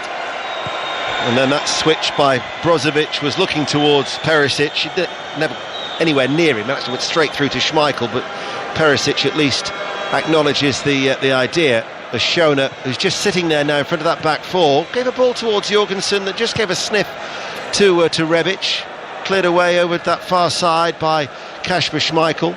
Jorgensen, seems a long time ago since he fired Denmark ahead inside the opening 60 seconds, now to Kjær, fellow central defender. It's a right-footed ball out towards Poulsen, challenged in the air by Strinic, and it will be a Denmark throw over the halfway line. Cornelius tries to chest it into the path of Eriksson as he just stooped a little bit there, the tall, lumbering striker. Modric is on the ball now in a deep area of the pitch, midway through his own half, central position, out along to Vasalko, infield to Rakitic. Vasalko's making a run, Rebic has come into a central area. Vasalko's made the run, Rebic is able to turn, back out to Rakitic midway through the Denmark half. Better from Croatia, spreads it to Perisic. Left-hand side, Perisic with the cross, too deep. Rakitic will try and keep it in play, but always going away from him and out for a goal kick. So on BBC Radio 5 Live, we've been playing for 59 minutes in Nizhny Novgorod. It's 1-1. They've just played maybe 6 or 7 times in this second half. The Croatians have got the ball on the right-hand side most of the time, now and again the left-hand side, right full-back, left full-back position, and they're playing 70-yard balls across the field. And it's what we'd call a World Cup ball. It looks absolutely great and gets you absolutely nowhere. And you think it looks lovely, and sometimes people will say, isn't that a beautiful 70-yard ball? It's not got you 2 yards further forward. And it's a bit of a scam of a ball, that one. So really disappointing at the moment. Want a lot more from the Croatians. John Southall, our producer, has just shown me the live text that says Croatia 1, Denmark 1. We peaked inside 4 minutes, we've all been there. And then underneath, Andreas Iniesta has announced his retirement from international football. And there's a post there from Gary Lineker, a footballing legend and a credit to the sport. So on a day where Spain have gone out of the competition, losing in a penalty shootout 4-3 to the host nation Russia, Iniesta, not a surprise, has announced his retirement from the international scene. 1-1 here, Croatia against Denmark, and it's gone out of play for a throw, and it's a Denmark throw, and Croatia not really making much of an impression in the final third. And Mandzukic at the minute is just, he's ambling around. Yeah, he's not the only one. He's not the. That's why I say there's 5 or 6 players out there wearing the black, or is it dark blue, of Croatia just now. And to be honest, you could take any one of them off, and they couldn't have a complaint at all. Poulsen up against Strinic, comes on the inside of the left back, edge of the area. Poulsen going, links up with Cornelius, back to Poulsen, and he couldn't find Braithwaite. Didn't seem to have any conviction about that Danish attack as they entered the edge of the penalty area. But that Poulsen, he's kind of, in many ways, maybe the most interesting, because he there was no idea in his head what he was going to do there. He was just running in a kind of vague angle towards the goal, hoping it would break his way. Do you know what? He's doing it with such pace and conviction for the effort, as opposed to where he's thinking. That might actually come off for him. It actually might come off for him, and he looks maybe the most likely at the moment. Bearing in mind, we were saying that on the evidence of, this was before tonight's game, that Croatia were the standout team in this half of the draw. Russia, Croatia, Denmark, Sweden, Switzerland, Colombia or England, one of those nations will be in the World Cup final. So why do you always mention England last? You do, don't you? Is it deliberate because of the bottom of the draw, or because you're trying to take the pressure off as much as possible? It's just the way that I've you just don't want to jinx it, do you? I've just jotted it down. Nah, you don't want to jinx it. But look, you can say it. You can actually say it. There's who in this part of the draw now, apart from Croatia, you are fearful. Who are you actually fearful of in this part of the draw? I'm not. Exactly. I'm not. And you should be able to say it. Delaney comes forward. He's got Braithwaite ahead of him. Delaney, strong run in towards the penalty area, forced out wide. Modric went with him stride for stride, came back towards Braithwaite. Braithwaite then controlled it with his right foot, ran away off his right foot, and it petered out for a goal kick, and it still remains 1-1. We've been playing for 62 minutes. We've got 28 minutes to go to extra time. You seem quite certain about that. That's the third time Braithwaite's got himself into a position there, and you said he controlled it. No, he didn't. He attempted to control it, and that's the downside. His work rate's been absolutely fantastic, and again, you'll see nothing wrong with the work rate of every single player that's playing white here for the Danes. Quality though, real question mark up front. This is a Danish side that is unbeaten in 18 games. It's a national record since October 2016, when they were beaten at home by Montenegro.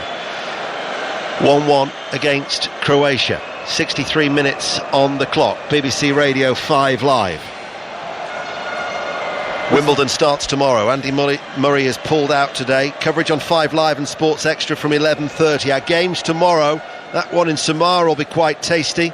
Brazil against Mexico at 3, followed by Belgium against Japan at 7. Tuesday night, Colombia against England in the last 16. I wonder if Cornelius can relax back in his home just now. Because I think Cornelius may be coming off in a minute. Here is Rakitic, run forward from Perisic, keeps the ball on the left hand side, comes in field now, right footed shot, block, comes back to Perisic. Care is allowed to the danger, snuffs it out behind for a corner kick to Croatia. And the Croatian supporters, there's a pocket jumping up and down with the red and white checkered shirts in the top tier, likewise at the bottom, arms being thrust up in the air. Modric is waiting for the ball to come towards him. Well, they've created absolutely zilch in open play in the second half. So they have a corner kick on the left-hand side. We're deadlocked at 1-1 in Nizhny Novgorod. It's going to be Modric to take it. It's right-footed, headed away well by Cornelius inside his 6-yard area. Ball played forward, Strinic played back out towards the left. Modric waits for the overlapping run by Strinic, uses him as a decoy. Strinic into the penalty area, comes out to Rebic, quickly closed down by Poulsen, goes up in the air, and Schmeichel, rather than catching the ball, punches it with his right hand and fists it to safety. Yeah, it's been a bit of a feature of this World Cup. If in doubt, punch the ball. I think the goalkeepers have to aren't absolutely convinced with the ball, but they talk about height and distance, and he's got plenty of height, plenty of distance, and he almost hit his dad in the stand over there. Watching on, Peter Schmeichel, 65 minutes played. It's going to be a change that Denmark are going to be making, and we can see the Nikolaj Jorgensen who's going to be coming on, so I would imagine that it will be Cornelius. Although I think just at the last minute they've changed their mind. He's went and got the board and he's ran back. I wonder if they're going to... No, he's come back out again with the board. Jorgensen knows nothing about it, and I think they've changed their mind of which player they're actually going to make the change with. That's really unusual at the last second. Hareide, the Norwegian coach, just on the edge of his technical area, is just making sure, and it is going to be Cornelius who comes off, so it will be like for like. So Cornelius Lycett, you can rest, you can put your feet up now and not worry, as Cornelius gets hooked. And Jorgensen, who's a 27-year-old, plays for Feyenoord, 13 goals in 34 appearances. He's 6'3". Newcastle United offered £15 million for him back in January. So let's see what Jorgensen can come on for his 34th appearance for his country. Is it harsh to say he looks like a clone of Cornelius? He looks exactly the same as him. Same height, same build, same blonde hair. Let's see if he can do a wee bit more. The former Cardiff striker and not our horse racing correspondent on 5 Live, I hasten to add, as the ball goes out of play and out for a goal kick. We're approaching the midway point of the second half, and it's still Croatia 1, Denmark 1, where Denmark took the lead after 57 seconds. Mandzukic then levelled within 163 seconds. And apart from that, there hasn't really been much between the two sides. Certainly there hasn't been a worthwhile chance in the second half. If you were hoping for one side just to try and seize the initiative, it hasn't happened. I don't think Croatia looks as if they've been capable of doing it. The odd thing about Denmark is they've tried to, but are absolutely nowhere near capable so far of getting the initiative and playing anything special. Rebic has made the run out towards this left-hand side. Free kick's gone against him. He holds onto the ball. Jorgensen tries to get it off him. But Mandzukic,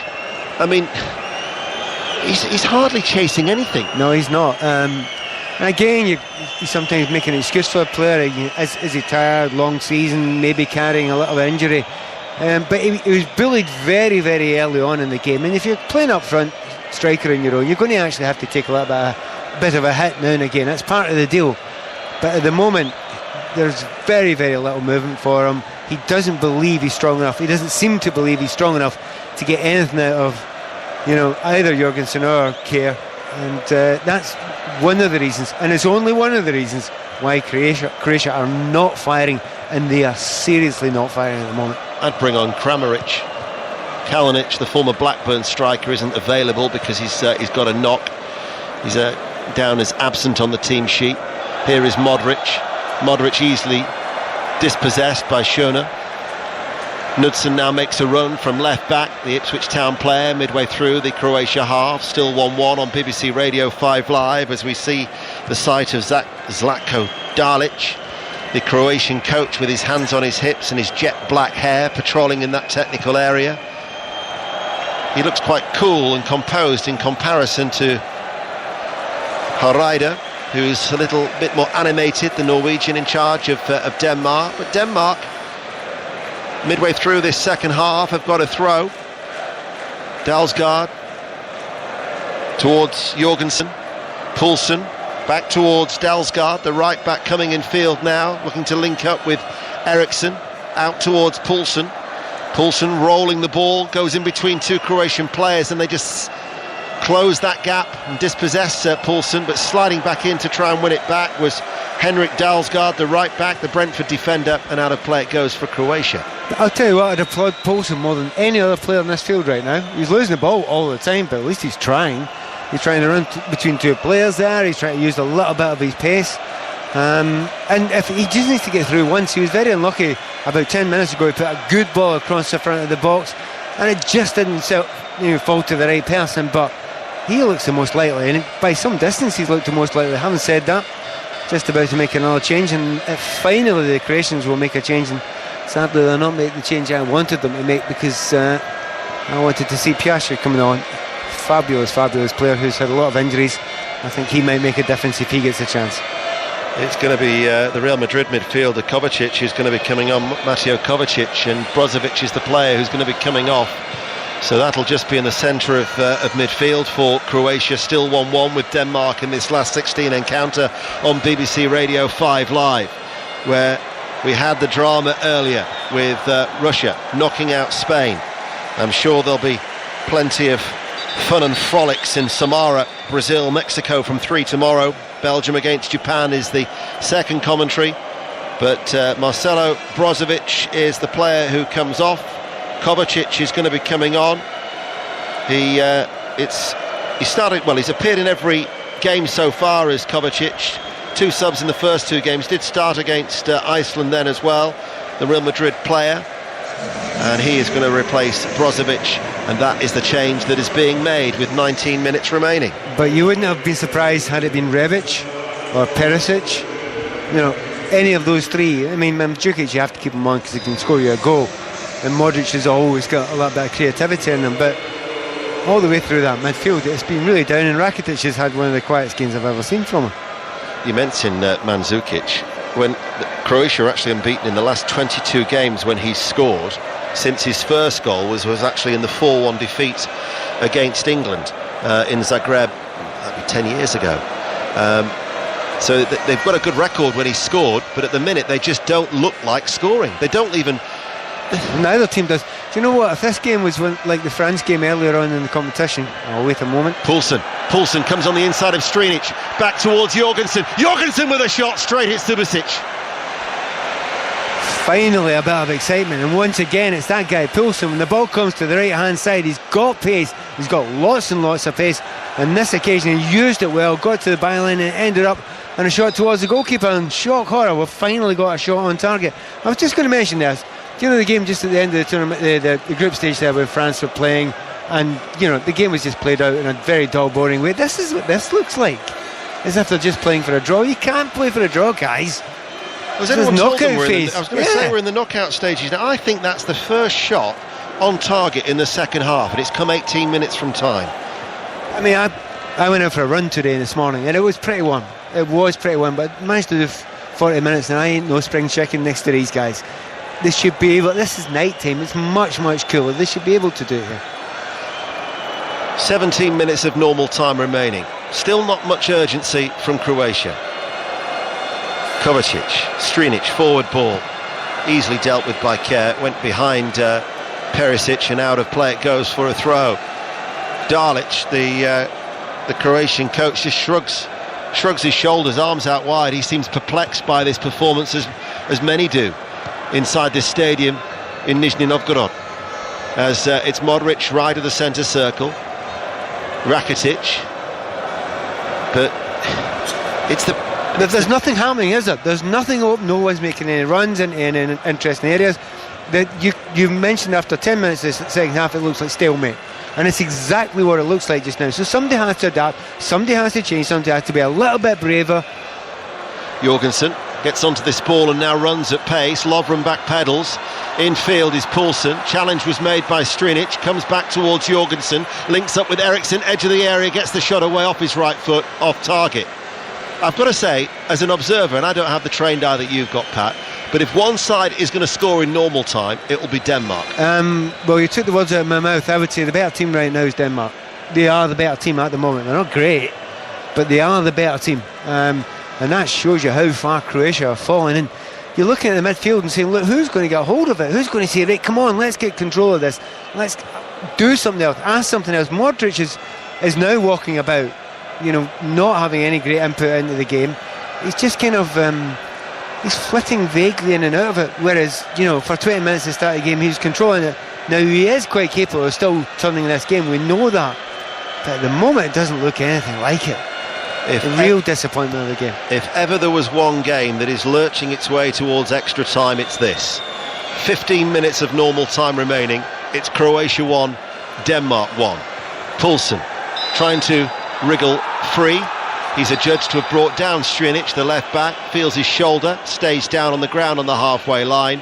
Kovacic wants to take the free kick quickly. Poulsen, he's only back in the side after serving a suspension, is being spoken to by the Argentinian referee, Nestor Pitana. That harsh, I think he's just going for the ball. I don't think there's a great deal in that. But at least he's trying, at least he's working, at least he's putting himself about a bit, as they say in the business. But at the moment, he's going over. I mean, he's thrown himself to the ground there, pretending that he's been hurt. It was Kovacic, wasn't it? Yeah. Actually, no, it wasn't. It wasn't. Strinic. It was Strinic. Threw himself to the ground there. And there's nothing wrong with him. And I think he's actually getting a little bit spooked because he's playing directly against Poulsen, and Poulsen's getting the better of him. Lovren at the back for Croatia, in their change outfit, their dark shirts, dark shorts, and red socks, playing from right to left. Strinic, Kovacic, just over the halfway line. Well, the crowd is still awake at least. You could be forgiven for thinking that they'd nodded off, but they are, with the response in the background, still with us. You could be forgiven to think something actually happened there. It didn't. We've only had one thing that's happened throughout the whole second half. Jorgensen straight at Subasic. Here's Rakitic in between the two central defenders, floats it across to Strinic, the left back, quickly closed down by Poulsen. He drops back inside his own half. Vida. Rakitic now is almost operating as a third central defender, as the two central defenders have split. So Lovren, who's on the right hand side of the two, comes over the halfway line. Rebic plays the ball in. Vrsaljko the low ball in, cut out by Jorgensen, straight back to Vrsaljko, cuts it back, cleared away by Schöne, comes out to Modric, and Modric drags it wide. Right-footed, pulled it well wide, goal kick, 1-1, 13 minutes of normal time remaining. And that was a decent move down the right-hand side, the sort of move you expect the Croatians to be doing every 30 seconds or so, maybe every minute or two. And we've had one in this second half, and it is massively disappointing to see that limited amount of willingness to go forward. Fullbacks aren't going forward, there's no great belief in the side just now. You know, it just shows you when they do it there, they cut that defence open quite easily. Schöne forward ball, Eriksson can't find Jorgensen, cut out by Vida. Modric looks to come away, closed down by Delaney. Modric towards the right hand side, finds Rebic. All of a sudden Croatia now looking a little bit livelier. Rebic to the edge of the penalty area, shoots left footed straight at Schmeichel. How much better was that? Well, just now and again we've had a couple of games in this tournament where it's been rotten for a long time, and then suddenly something happens and you get 15 minutes of a right good game. I'm kind of hoping that happens just now, because last couple of moves down the right hand side there from the Croatians looked as if they fancy a game of football now. Up until then it hasn't looked that way, so we'll see if that actually happens now, and see if the manager maybe makes a change and, you know, adds to that, because, you know, that started something. We've got to set the ball into some interesting areas, but once again you're just wanting it to fall, if you're a Croatian, to Mandzukic. Mandzukic was nowhere near. Here is Kerr, he's walking, is Kerr. Comes back towards him again, strokes it across towards Jorgensen, and Jorgensen goes with a back pass towards Schmeichel. Danish goalkeeper all in yellow away to our left hand side, right footed. Schöne flicks it on with his head. Poulsen up against Strinic, and then he's quickly closed down by Kovacic, the substitute. Strinic then will get a throw for Croatia, comes back towards him, he advances a few more yards, it wasn't from there. Referee quite rightly says you get back. He was almost up towards the halfway line. And we've got 11 minutes remaining of normal time on BBC Radio 5 Live. The referee got a bit of a shock there. He almost tried to take a quick free kick, or a quick throw, and not done anything else quick in the second half. And maybe there's fear. You've got to say that must be part of it as well. I mean, the big thing about these competitions, if you make a mistake, if you're the player who makes a mistake and your country goes out, you might play 600, 700, 800 games in your career, you might score loads of goals and do brilliant things. If you're the one who makes a mistake here, that is what you are remembered for the rest of your life, not career, life. But isn't that where you want your players to be brave? Yeah, exactly, and they should be, but that sometimes affects some players. I mean, the very good players are exactly the opposite of that. The very good players think, no, this can affect the rest of my life because I will be remembered this for the right reasons. There's not enough players that seem to be thinking that down there. I'm trying to see, is that a water break? Everyone's coming over just now for a drink, so... They're also going to make a change. Dalic, the Croatian coach, has just beckoned look like the 22, Pivaric, who's going to be coming on, who's a defender. So now whether Strinic is struggling because he's primarily a left back, but they were keen to make the change. Yeah, there's a bit of a sigh because you want any changes to be made to be very positive, but he's not got a choice there. There's no doubt that he's injured. He's definitely injured, so he's going to have to come off. They've used every player, by the way, in their squad. 21 of the 23, Livakovic and Kalinic, the third choice goalkeeper, and the former Blackburn Rovers striker who's not available for selection. Pivaric then is going to come on to replace Ivan Strinic, so it is like for like. It is a forced and an enforced change. So Pivaric, who plays for Dynamo Kiev, missed out on Euro 16 through a knee injury. He comes on, so that's the second change that they've made. If we do go to extra time, of course, you can have the extra substitute as the white shirts of Denmark and Delaney come forward. And we've got 9 minutes of normal time remaining. I did say a long time ago this was going to go to extra time. Yesterday. Do you know and even the biggest disappointment is you're not even getting any long throws from the Danes at this point in time. They're not even getting in position to get those long throws, to get a little bit of excitement even out of that. And it's come to a bad situation when that's what you're pleading for. Kjær goes over the top. It was a ball that was dropping over the right shoulder of Jorgensen, but just wouldn't drop close enough to him. One bounce and into the arms of Subasic. Can we just fast forward now to penalties? Save everybody some time. Well, do you know that if they play the 30 minutes extra time like this, it's just dire. You're right, the fast forwarding's a good idea. Kovacic is over the halfway line, quickly closed down. Poulsen has given away a free kick. It's a free kick to Croatia. 8 minutes of normal time remaining. Just the way he went down there, I wonder if he's done something to his shoulder there. It seems to have, he was dragged behind him and he fell at an unusual angle. I don't think it's dislocated. Well, it might be. He's in a lot of pain with that right shoulder there. Just the way he was writhing about.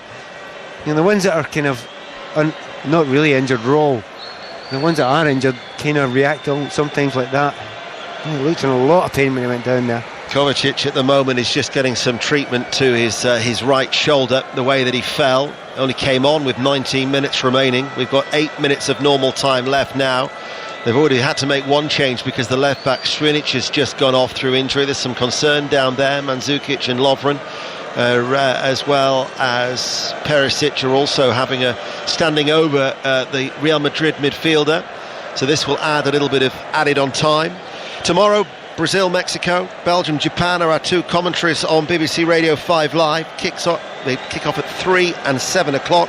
Wimbledon, of course, starts tomorrow. Comprehensive coverage across the BBC. Live coverage on 5 Live and Sports Extra from 11:30. And Michael Owen is Robbie Savage's guest on his World Cup breakfast show that's back at 8:30. But you'll be hearing from Rachel Burden. I imagine she's back in Moscow ahead of England's game on Tuesday night, where I'm told our pitch side reporter will be a certain Terry Butcher. If he's woken up by then.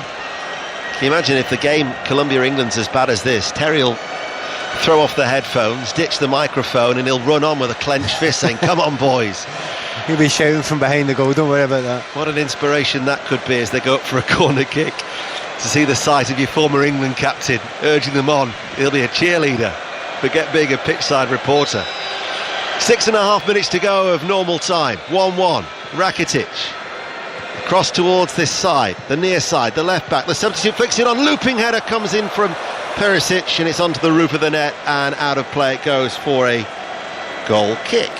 A little bit better there. Kovacic has come back on the park. He's certainly not dislocated his shoulder, so he should be okay. Half chance, not even about a third of a chance, that one, no more than that. Very few players from that sort of position generally get it on target. He's about 6 yards in front of the goalpost and ball was zipped in. If your name's Olivier Giroud, you can probably get that on target. Very few others. And why are you laughing? Schmeichel clears. I'm just smiling because I just know this is going to go to extra time and then penalties. Perisic wants to take the throw quickly. He breaks out into a jog, does Mandzukic. Turns, crosses the ball, edge of the area. Rebic. Right corner of the box. Modric waits just outside the penalty area. Vasalko provides an outlet behind him. The right back is forward. Rebic now runs back towards the touchline, drilled in low. Perisic was there, cleared by Jorgensen. You know, the odd thing about the Croatians, they get the ball wide into position, you think, okay, get it into the box. Mandzukic is waiting there, but they're very reticent to do that because they feel as if he's not got the height and the power to beat the defenders he's up against just now. But then they're not doing anything intricate through the middle either, so you've got to do something that's going to create a chance or a goal. It's a stinker of a game, but this World Cup has just been so enjoyable that I'm still enjoying it, even though there's nothing to actually enjoy. As Kovacic keeps the ball in play with the back heel, almost gets in Perisic. Schöne was alive to the danger, out of play, it goes for a throw. A little bit of noise you can hear is from the Croatians behind that goal. They take it quickly. Pivaric, the left back. Perisic with the cross, it's deep inside the penalty area. Rebic will get there. Knudsen is tightly marking him, able to turn. Rebic facing goal now, twists one way, gets away from him, pulls it back. Perisic with the first time shot blocked. It's going to come out towards Pivaric, and it takes a deflection and just drops behind for a corner kick. 1-1. Get excited. Real quality down the right hand side there. And you're watching that sort of skill there. He's turned his full back inside out. That's the only description you can possibly make of that little bit of jinking play down the right hand side there. And then the next thing he says, why have you not tried that before? Not why didn't you do it before, why didn't you even try it before? Because he's not tried it before yet. He's absolutely skinned them down there and created a chance. Modric then to take the corner kick. Under 4 minutes remaining. Modric, right-footed. Poulsen and Kerr both went for the same ball. It's headed back in by Rakitic and gathered easily by Schmeichel. At some point it's going to dawn on me that we're up at about 6:30 in the morning for a 12-hour train journey. At some point that is going to kick in. As, what is fine? You always do that. What's the time, local time? Is that 11:15 now? It is 11:15 now. Still I can't stop smiling. It's weird. Schöne out to Eriksson, right hand side, down towards the corner flag. Playing from left to right. Eriksson rolls it back. Poulsen, first time cross, is low. Cut out, only as far as Schöne. Schöne with the effort, right-footed. Drops about a foot wide of the far left-hand post, out for a goal kick. 1-1. Oh, come on, you didn't believe it, did you? No. No, you didn't, did you? Absolutely not. It's got to a position there where in other games you think he might ping that one.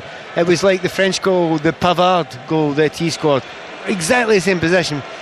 You didn't see the Pavard goal coming there, did you? Absolutely not been one of those games. But again, down the right hand side, a little bit better from the Danes. This time for once it actually didn't involve Poulsen. Headed forward by Schöne. Poulsen caught by Pivaric, who didn't seem to know where the ball was. Comes out towards Mandzukic, who's actually inside his own half on this near side, the left, as they play from right to left. 2 minutes remaining. The other guy, you mean, is a big disappointment, and I don't know whether to blame him or not. Christian Eriksen's been really, really quiet. Not had any major impact in the game at all, not picking it up in dangerous areas. Again, maybe a long season, and he has had a long season, but it's been quiet, hasn't it? Been very, very quiet. And Modric had an influence in the first half, but we've not really seen much of Modric in this second half. And not even in that position, you know, in the deep areas where pinging the balls forward, etc. I think he realised what I was saying right at the start of the second half. Yeah, go and pick it up for the centre half and play a 90-yard ball if you want to. It's okay, the centre halves are waiting for it. They know you're going to do that. So that ball wasn't on anymore, and it's as if he thought, well, I don't know what else I'm going to do today, because I've not got Cristiano Ronaldo in front of me, I've not got Benzema in front of me, I've not got those sort of players in front of me. Lovren goes for the run with Eriksson, gets a little nudge in the back. Lovren turns, clears, out of play, it goes for a throw. About to enter the last 60 seconds of normal time. It's still Croatia 1, Denmark 1.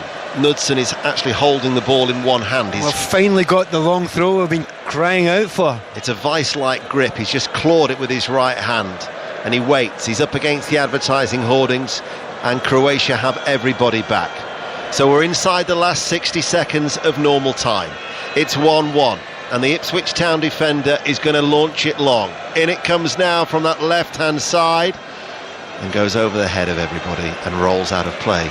Yeah, and he's going to have to run about 90 yards. It's gone for a Denmark throw again. All the way over to the other side to do a long throw again from this side. Nothing wrong with that at all. If ever a game deserved to be decided by a scruffy goal in the last minute for a long throw. This is it. This is absolutely it. It would be a hat-trick of scruffy stroke scrappy goals, because the first two were certainly that. It was 1-1 inside 4 minutes. It's still 1-1, and we're about to have the 90-minute mark reached. Knudsen with the long throw as we enter stoppage time, cleared away by Kovacic. 3 minutes of added on time, which we're now into. I can probably hear the groans from, I don't know how far we are from Moscow. We're east of Moscow, aren't we, in Nizhny Novgorod? Told it was late.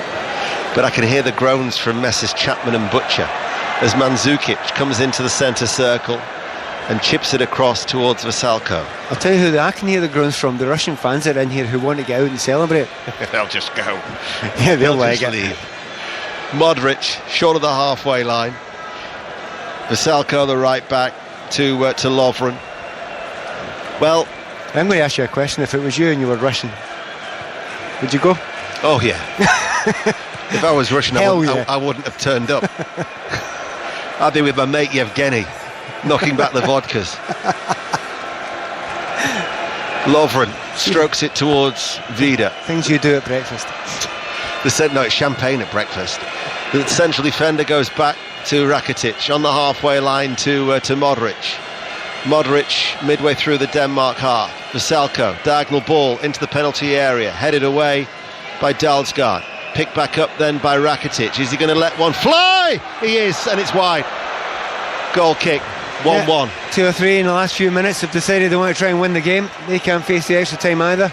But it was a long way out, and once again you always say it. I know there were 1 or 2 bad mistakes by Kasper Schmeichel at the end of last season, weren't there? But it's got to be something special to beat him most times from that sort of distance. Yep, he had it covered as the Leicester City goalkeeper downfield away to our left-hand side. We're about to enter the last 60 seconds of added on time. It's still Croatia 1, Denmark 1. Eriksson, left corner of the penalty area, left-hand side, fires it across towards Jorgensen. Vida had made the run back across and heads it out of play, and it's gone behind for a corner kick. Denmark have got one last opportunity. The big men come up from the back. Kerr, Jorgensen, Croatia have everybody back. This, remember, is the right to meet the host, Russia. Croatia. Some people's tips as the dark horses for the competition. Some fancied him in this weak half of the draw. They've got to defend this to take us to extra time. Denmark comes across, Subasic punches it away, fired back in by Braithwaite and drops just wide. Goal kick, that should be it, because my watch says we're almost up and out of time. 1-1, 5 Live here in Nizhny Novgorod. That's the best moment from Braithwaite. He's had 3 or 4 little half chances. He hasn't got anything on target. He didn't get that one on target either. However, he kept it down there, he volleyed it, the keeper was going away. Had it just been a yard inside, the keeper could not have got back for it, and this game would have ended with seconds to go, and you'd have got home 30 minutes earlier. So home, I mean hotel. The 3 minutes of added on time are up, and we have extra time. So just like Spain against Russia in the Luzhniki earlier, that went to extra time and ultimately penalties in Nizhny Novgorod. After a bright start, the game has certainly petered out since then, and Mark Chapman, it is 1 apiece after the regulation 90. Waking up, Chappers. No, sorry, yeah. I worried that I thought you'd gone. I know. Chappers, can I ask you your first question? I think I know what your first question is. Go on then. Can either of these 2 teams actually beat Russia? I think Russia could actually get through. I can't believe I'm saying it. The point I was trying to make, but I suddenly lost the will to ask any question whatsoever. But the point I was going to make is that fear in the last half hour of doing anything that might cost your country a place in the next round is what we have maybe seen at other tournaments. But you'd have thought with an Eriksson or a Modric or a Rakitic that they'd want to seize it rather than be worried about it. Yeah, well, those players, yeah. I mean, big name players, that's why you get to the very top. One of the reasons why you get to the top is because A, you're talented and you're dedicated, but the other one is there are moments you go out and seize it, and you say, no, I'm brave enough to take this ball. And all international players should be like that. I'm sure I've got Terry in the background tearing his hair out thinking, yeah, you're an international, get out there and make a difference. Honestly, it's actually, I'm not quite angry, but I'm infuriated by it just now. Now, I do have to always admit, it's the summertime, they've had long seasons. Sometimes it kicks in a certain game where, you've had 3 games or 4 games in a short period of time, and, they're exhausted and the legs are heavy. But even so, you can see when there's a lack of real effort and desire. There was just a lack of effort and desire. But Pat, Croatia rested 9 players for the last game. So how can Croatian players be tired or worn out? They've had a good break. They've trained well. They've eaten well. They've got all the medical information and equipment and masseurs, etc., etc. There's no excuse. There's no excuse for Croatia holding back. They're up against a very well organised team in Denmark. Don't concede a lot of goals. Don't score many goals either. And they've just sat back. They're frightened to make a mistake that's going to knock their country out. We've never seen this from Croatia in this World Cup. In 3 games, they've been absolutely tremendous. This is absolute rubbish. I demur to my learned friend. I agree. Absolutely. Rubbish. Can you see it differing at all in extra time, or are you expecting just more of the same? Well, do you know, I mentioned before there was the player Piasha, who I'd seen before, and I've watched him playing at Juventus, and he was a young player. He's getting on for about 22, 23 now, and he really was special. And I mean, this guy, you're talking Bale standard.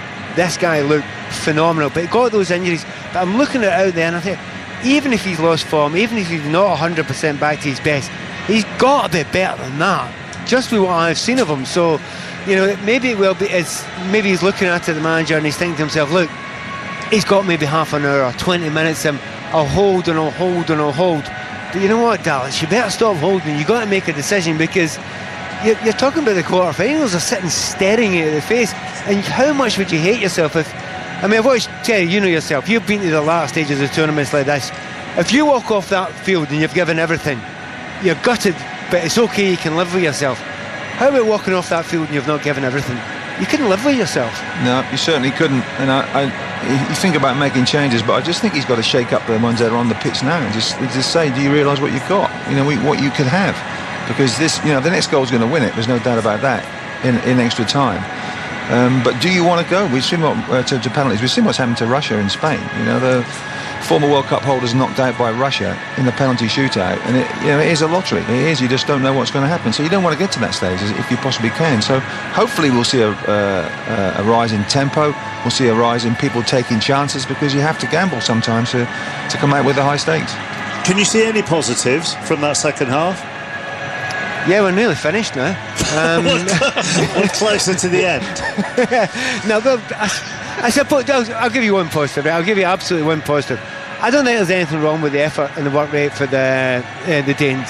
I actually think they're playing probably at their limit, apart from Eriksson, who's actually having a really quite quiet game and by his standards, but I think there are limitations in the quality and the standard of the players there, and they're doing what they do, and it's not nasty, it's just they're hard-working and they're earnest, and that's fine. So that's a fair positive. And because they're doing that and the Croatians aren't coming anywhere close to maximising their potential, your heart just goes out. We don't support either, we're just reporting the facts here, but you lean towards a team sometimes. I think most people in here are beginning to lean towards the Danes. If you're not Danish and you're not Croatian, you're beginning to lean towards them, because you're thinking, well, at least you're giving nearly everything you've got. Nearly everything. I think they're the ones that have attacked with a bit more purpose and a bit more togetherness. I think they're the ones, but I have to say, not with ability. Not with ability. No, one person stood out on this pitch tonight, and that's the referee, Nestor Pitana. I think he's had a good game. We haven't seen much of him. He's an imposing figure. You wouldn't want to get the wrong side of him. He's about 6'4", I would say, 6'3". Is it also the easiest game to referee you've just about ever seen? Well, no, neither. So, especially Croatia can't afford to get another booking. So, well, I think it is. But here we go again. Yeah, we're nearly ready to go with extra time. Ian said during commentary that he could hear the groans of myself and Terry from the studio. And the loudest groans were actually from Kelly, to be honest, because extra time means the recording of the podcast will be even later. She's glaring at me. Ian? Yeah, I know exactly how that feels as well, when you've had the glare from Lady Kelly. As we're back underway. By the way, left the mic up there, guys. Yeah, you've left the mic up. Let's close the mic. Back in the studio. I think that was possibly deliberate there, don't you? Mark and Terry haven't fallen asleep, but the studio engineer clearly has. Anyway, we're back underway in this extra time, where it's Croatia 1, Denmark 1. And Denmark, white shirts, red shorts, playing from right to left as we look. Neither side has made a change at the start of extra time. Schöne to Jurgensen. I'll run through the teams for you if you're still with us. Eriksson across towards Knudsen. The left back level with the penalty area. Crosses deep into the penalty area. Poulsen's header back across the face. It's going to come out towards Schöne. Leaps in the air, brings it down off his chest. Mandzukic has gone down holding his face. The referee hasn't spotted anything, but if it's a head injury, he's got to surely stop play. As Delaney fires one in and it's put out of play, and now Mandzukic, who I don't believe is injured as badly as he's trying to make out, for 1 minute, 1 iota. However, the referee will stop play, and it means that Subasic is in goal. Veselko, Vida, Lovren and Pivaric is the defence now. Rakitic, Kovacic, Modric, Perisic and Rebic the midfield behind Mandzukic. And for Denmark, in their white shirts and red shorts, they have Schmeichel, who get the old rallying call to break from their huddle at the start of extra time. Dalsgaard, Kjær, Jorgensen, Matthias Jorgensen that is, at the heart of the defence with Knudsen. Braithwaite, Eriksson, Schöne, Delaney and Poulsen, because Nikolai Jorgensen is now playing up front for the Danes. Mandzukic is back on his feet. It is going to be a throw to Denmark, and it's on the right-hand side, which means that Knudsen is going to pick it up. It's going to be another missile that is launched in here on that right-hand side. This is where the goal was scored from, exactly this position. Yes, it was. Which seems like about 8 hours ago. So, Knudsen with the throw. In it comes now, making its way in towards the penalty area. Mandzukic's header drops towards Schöne. A couple of deflections off the body of Brasalko, and out of play it goes for a Denmark throw. When I said it's a missile, that's quite apt, because in World War II, this place, Nizhny Novgorod, was the biggest provider of military equipment. And that was, and after the war, it was then named Gorky as a closed city before it was renamed Nizhny Novgorod in 1990. Because it rolls off the tongue so much easier. Because when you're tired and it's late at night. I meant mine as well. Knudsen has come across from the right-hand side to the left to take it. It's going to be another long throw for Denmark. We're 1-1. It's a flat ball that comes in. Headed away by Rebic inside the penalty area. Headed back. Poulsen tries to get there. Subasic gathers the ball in. All in green away to our left-hand side. First period of extra time on BBC Radio 5 Live. Croatia 1, Denmark. Well done. Actually, Denmark, given the due, they've actually started the first part of extra time much better, really lively, and trying to get up the park, getting plenty of players up for those couple of long throws there. Didn't lead to anything, but at least they're showing a bit of liveliness about the start of this game, the start of this extra time. Actually, they started the first half of the game, not dissimilarly to this. Let's see if they can get a goal. Schöne. Inside the Croatia half, Croatia have been dreadfully disappointing. They made the 9 changes for Iceland, their final group game. They'd already qualified. They then made the 9 changes back again today. Rested players, they've looked very, very tired, very, very flat, very, very disjointed, particularly in the second half. And as the game has wore on, they've got to try and awake from their slumbers, as it's still 1-1. Schöne out towards the far side, Dalsgaard. Braithwaite will be beaten to the ball by Vida. Vida then gives it away. Dalsgaard will play it forward. Eriksson finds the space behind Vida.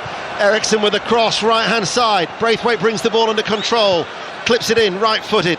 Headed away by Lovren. Denmark still attacking. Knudsen manages to get free. Knudsen keeps his balance in the penalty area, looks up. And then it was blocked by Lovren. And it goes behind. And Knudsen just needed a better ball back in. Do you know what? Knudsen stays on his feet there. If he doesn't stay on his feet, I think he gets a penalty kick. He's so honest about that, and I applaud him for being so. There's plenty of players that have gone down there. The tackle didn't get anywhere near the ball. He could have got a penalty kick there, because I think there was contact. This Denmark side, very pragmatic. But if anybody's going to, as we said in the second half, is anybody going to score, anybody's going to take it now in extra time, it looks like it'll be the Danes. 5 minutes in the first period, Croatia 1, Denmark 1. Eriksson to take it, near side the left. It's a right-footed corner kick. Subasic was beaten to it by Lovren, headed behind for another corner kick. It's gone out just the other side of the corner flag on this near side. It'll be a throw that Eriksson, quite rightly, is just going to wait for Knudsen to take it. Yeah, yes. There was this moment there where he just thought to himself, do I really want to run that 50 yards there to take the throw?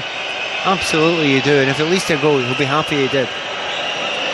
It's going to be another long one to be hurled in by Denmark in this first period of extra time. Here he comes, Knudsen hurls it in now. Poulsen was up there, reaches Nikolai Jorgensen far side of the penalty area. Eriksson across. Kerr didn't bother jumping up in the air. It won't go out of play behind. It will still be a Croatian throw right down by the corner flag. That's a good start. I mean, we're 5 minutes into this extra time there. There's been about 3 or 4 long throws. Actually, there have been 4 long throws in there. Of course, all sorts of worries and fears in that Croatian defence there. It just needs something to, even if it hits off the back of somebody's head and falls into a dangerous area. The Croatians will finally make another substitution. I think it's kind of long overdue. We've been waiting for it for quite some time. And off will come Perisic. So Kramaric is the player who's come on for Perisic. Mandzukic stays on the field. Because of course they'll be thinking now of likely takers, even this early stage, I'm sure, 7 minutes into the first period. So the former Leicester City striker, Andre Kramaric, who now plays for Hoffenheim, comes onto the field of play as Perisic makes way. Still 1-1. Mark Chapman has been substituted, and the lady with the glare will be taking over in the studio, ready for the World Cup daily podcast that you'll be able to download from the usual providers in the morning. Don't forget the Robbie Savage breakfast show as well at 8:30. There's going to be another change. Denmark are going to make a change as well.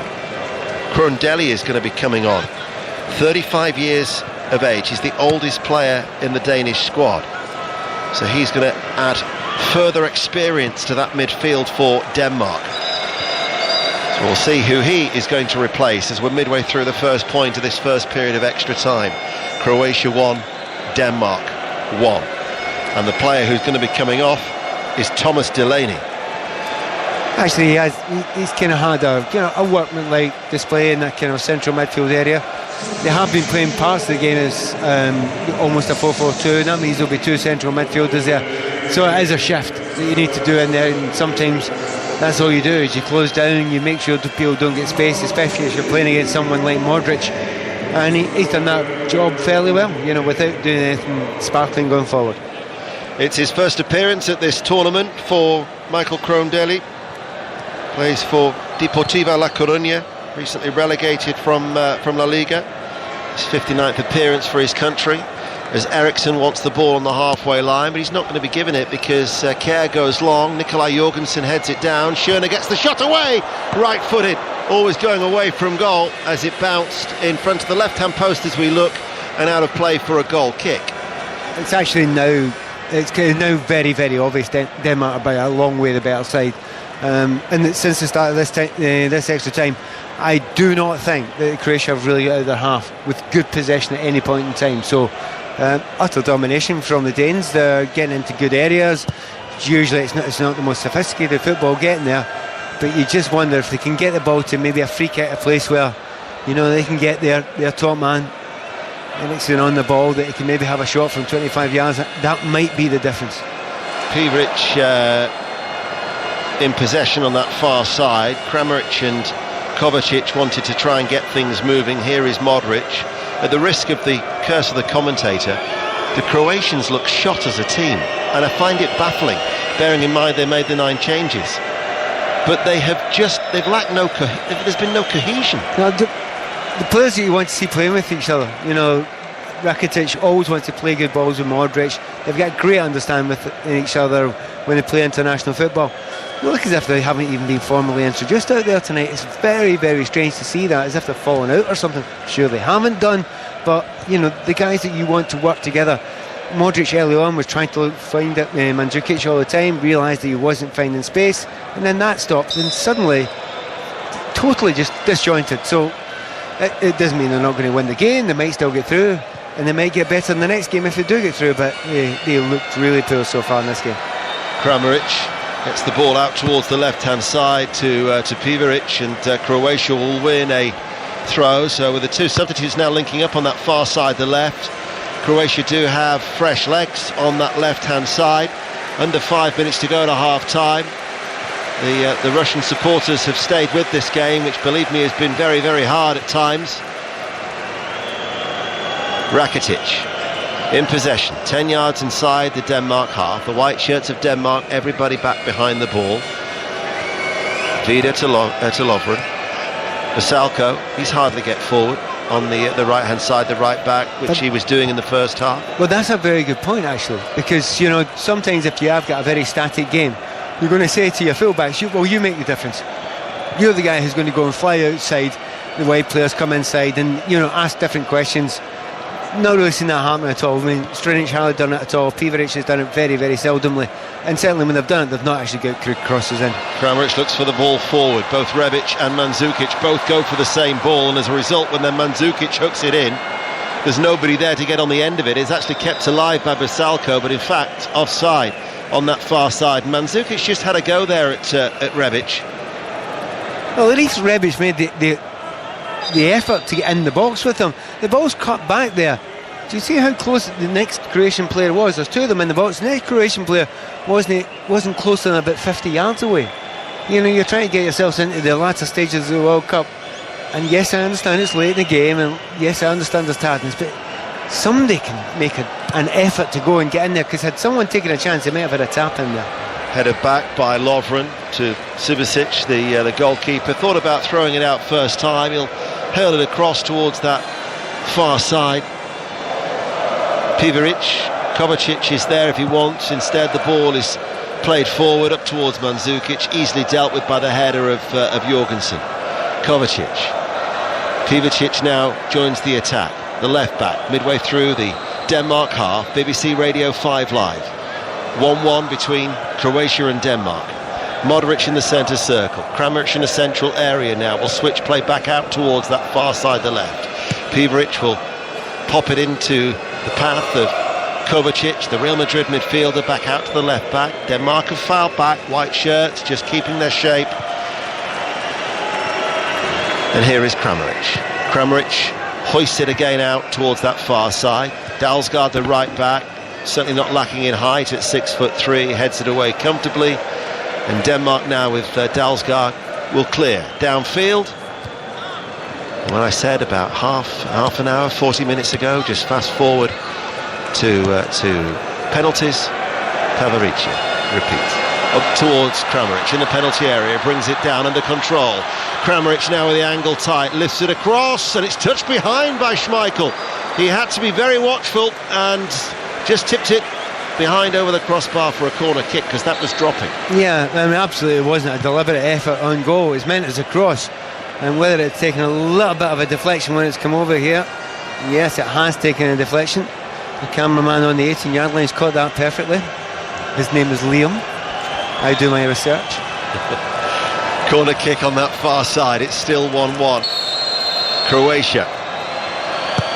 Modric swings it over, headed away by Braithwaite. Lovren can't control it. Snapped away by Kerr. Pivaric to Modric, just in from the left touchline. Croatia attacking with Modric outside of the right foot, goes behind for another corner kick as we enter the last 60 seconds in the first period of extra time on BBC Radio 5 Live. So when's the last time you've seen Modric get the ball in that position there, right on the edge of the box, where you want to see Luka Modric with the ball, and he tries to play an outside of the right foot ball into the box? Is exactly the right thing to do. You've been waiting for that for getting on towards 2 hours now. Modric up against the advertising hoardings. In comes the corner kick, aimed towards the near post, headed away, didn't beat the first man. Henrik Dalsgaard, standing tall, heads it away, out for a Croatian throw. And we'll find out how much added on time there will be. Croatia with the throw on the left-hand side to Modric, hooks it into the penalty area and not kept in play. Behind it goes for a goal kick. There won't be long, if anything. There was a little Mandzukic went down for a moment just at the start of the game, didn't he? So he was for an extra 1 minute. This is 1 minute. So we're into the 1 minute of added on time now. Oh, spasibo. Very kindly, a lady has just walked behind me and given me a bottle of water for our commentary position. So that went down, was very, very well received. Absolutely. Sisto is going to be coming on, the fourth substitution that Denmark are going to be making. Now he's lively. I was surprised he didn't start, I have to say. I was really surprised he didn't start. He might make a change these last 15 minutes. So we're in added on time. Cross from the left-hand side. Mandzukic brings it down. Here is Modric. Modric central area. Tries to get a sight of goal. Shifts it onto his right foot. Looks to link up with Rebic.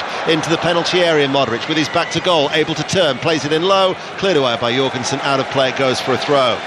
Once again, Modric has decided he's getting involved in the play up the right end of the field now, where he can maybe do some damage, but it's clear that he's actually now very tired. So it's difficult for him to do that at this point of the game. Dancing around the ball, Modric, and dancing too late as he then kicks it away rather lazily, and frustrated figure Modric as he now rests on his knees, because half-time in extra time, BBC Radio 5 Live, Croatia 1, Denmark 1. That World Cup daily podcast, Kelly Cates, is going to have to wait a little bit longer. It certainly is, but it's going to be worth waiting for, Deno, as you well know. Terry Butcher has been watching the first half of extra time in this game, and very patiently watching all but the first 4 minutes of this, which were entertaining. The rest of it, Terry, has required a degree of steel in your character. A bit of patience required, immense measure of patience. It's been poor. Eriksen's done nothing. Modric has just faded out of the game. In fact, all the players have faded out of the game. The most inspiring thing are the substitutions, but it is poor. But I think neither side really wants to gamble. I mean, if of a team, Denmark are the ones that are showing more attacking possibilities and endeavour, but it is petering out to penalties. But if you want to gamble, why didn't you gamble doing extra time and have a go? Why gamble right at the end with the penalties? I don't know. I missed the earlier analysis with Chappers because I was battling my way back from the Luzhniki Stadium where I was watching Spain-Russia earlier on. But did you talk about whether or not they were cancelling each other out, or whether it was the teams not applying themselves? What did you say? Well, they had cancelled that. Eriksen was tightly marked in midfield. I think he started off badly and faded away really because he just hasn't got on the ball. Brozovic, who'd come off, he marked him very closely. Modric was good early on, but then they just seem to put strangleholds on each other, and that's the way it is. In a chess match, you'd say it's a stalemate all the way through, but neither side shown any real, in the final third especially, any real endeavour, any real, will to score. I'm even lost for words here at the moment with this game. You're trying to say the same thing in a million different ways. They haven't done something special. There's nothing special in the final thirds of both boxes. And it was similar at the end of the 90 minutes between Spain and Russia. Everybody was going, I'm not sure if I can take another 90 minutes of this. And here again, everybody's saying, I'm not sure if I can take another 30 minutes of this. But if you can understand why FIFA would want to have the game decided within normal play, that they would want it to be decided from a great goal or something, but it all seems a little bit pointless, doesn't it, when teams are just going to play through extra time for penalties anyway? Yeah, some teams do. Some teams, especially Denmark, they are where they are, and you sort of feel to make progress perhaps you have to go to a penalty shootout to do that. And you could say, is it honourable to go out in a penalty shootout? Some countries might see it like that, but everybody's afraid to miss. This is what I thought would happen with the knockouts. For the first two games, obviously, disproved that, but here we go again. Sound of the whistle means it's time for the final fabulous 15 of this match in Nizhny Novgorod with Pat Nevin and Ian Dennis. Anyway, we'll see. But they've made a change of Denmark, and it's Sisto who's coming on. And like Pat, I was surprised he didn't start. He started all three games as the Celta Vigo player. He's skillful, he's pacey.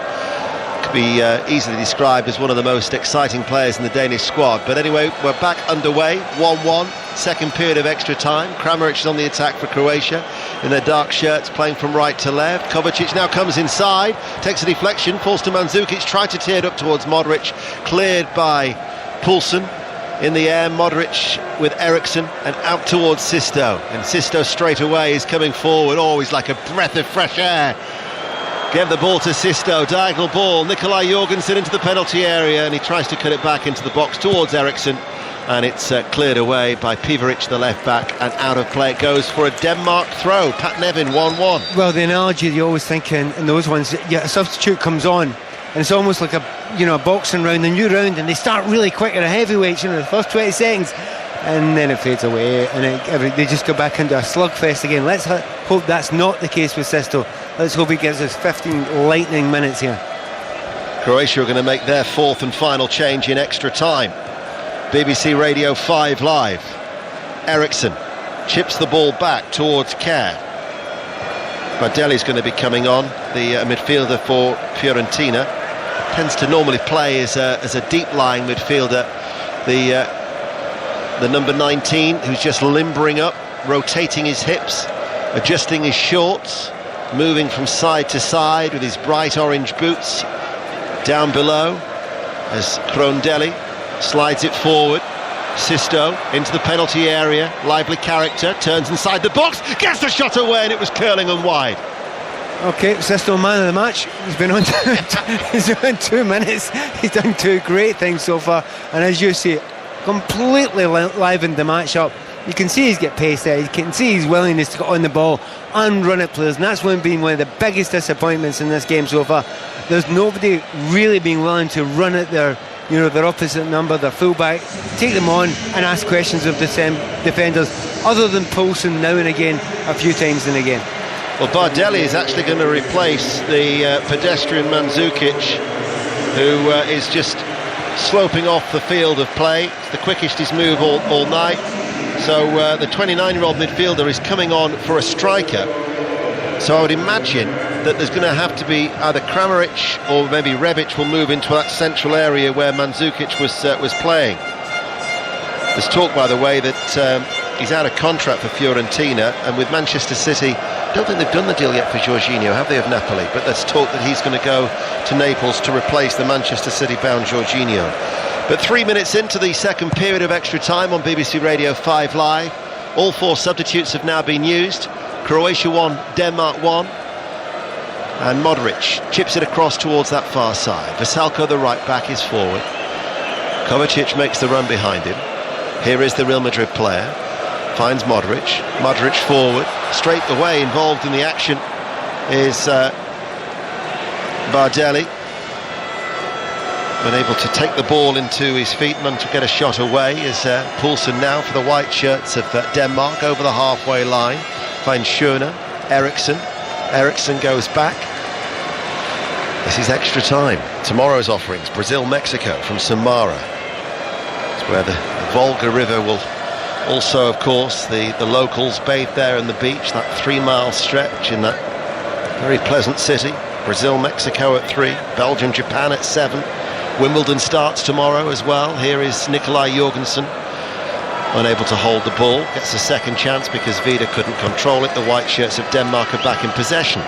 10 minutes remaining. Poulsen goes back to Dalsgaard, but it's just safety first from both sides. Yeah, but you will see the Danes have actually got players on there. Poulsen's willing to get the ball, he's still got some energy left, and this man on the ball, Sisto, he'll try and run with it. However, he's lost it this time. But do you believe that the Croatians will get enough energy to break? No. It's been very, very surprising, bearing in mind the 9 changes for Iceland. But they just seem to have ground to a halt, Croatia, which Croatian supporters will tell you is par for the course in the knockout stages. That's what they do in the knockout stages of major tournament football. They start brightly and fade, but boy have they faded. And there is nothing to fear on the evidence of what we've seen tonight should they go through to meet Russia in the quarter-finals. Do not rule out the host nation continuing in this competition. Pivaric, the left-back, forward, left-hand side, level the penalty area, rolls it back to Rakitic, very deep Rakitic, now coming forward to Modric, left corner of the penalty area. Modric does a little step over, drifts out towards the left-hand side. Pivaric is behind him, works over the cross now. Jorgensen will head it up, and it's flicked away. I always think when it gets to this stage of a game, and it hasn't been great, and I'm thinking of any game, not just the World Cup game, I then want to have a penalty shootout. I want to have the drama. I don't want to go to the last minute of extra time after having to endure this and then miss out on a penalty shootout. If we're going to go this way, let's just go the whole hog. Yeah, I'm with you 100% there. And I mean, even the two teams playing as poorly and as dullly and with any imagination, even they couldn't make a penalty shootout dull. So at least you're going to get some excitement. Mind you, I remember being in Cologne in 2006. I think it was voted the worst game in history, World Cup history. Ukraine against Switzerland. And there was hardly... Switzerland didn't have a shot on target. In the penalty shootout, they were exactly the same. They lost, I think, 3-0 to Ukraine. It was desperate. So it hasn't been as bad as this tonight. Not far from it at times, I agree. But with 8 minutes remaining of extra time, 1-1, I mean, at least we had the frantic start where Denmark scored within 60 seconds. And then Mandzukic equalised within 163 seconds, did I write down?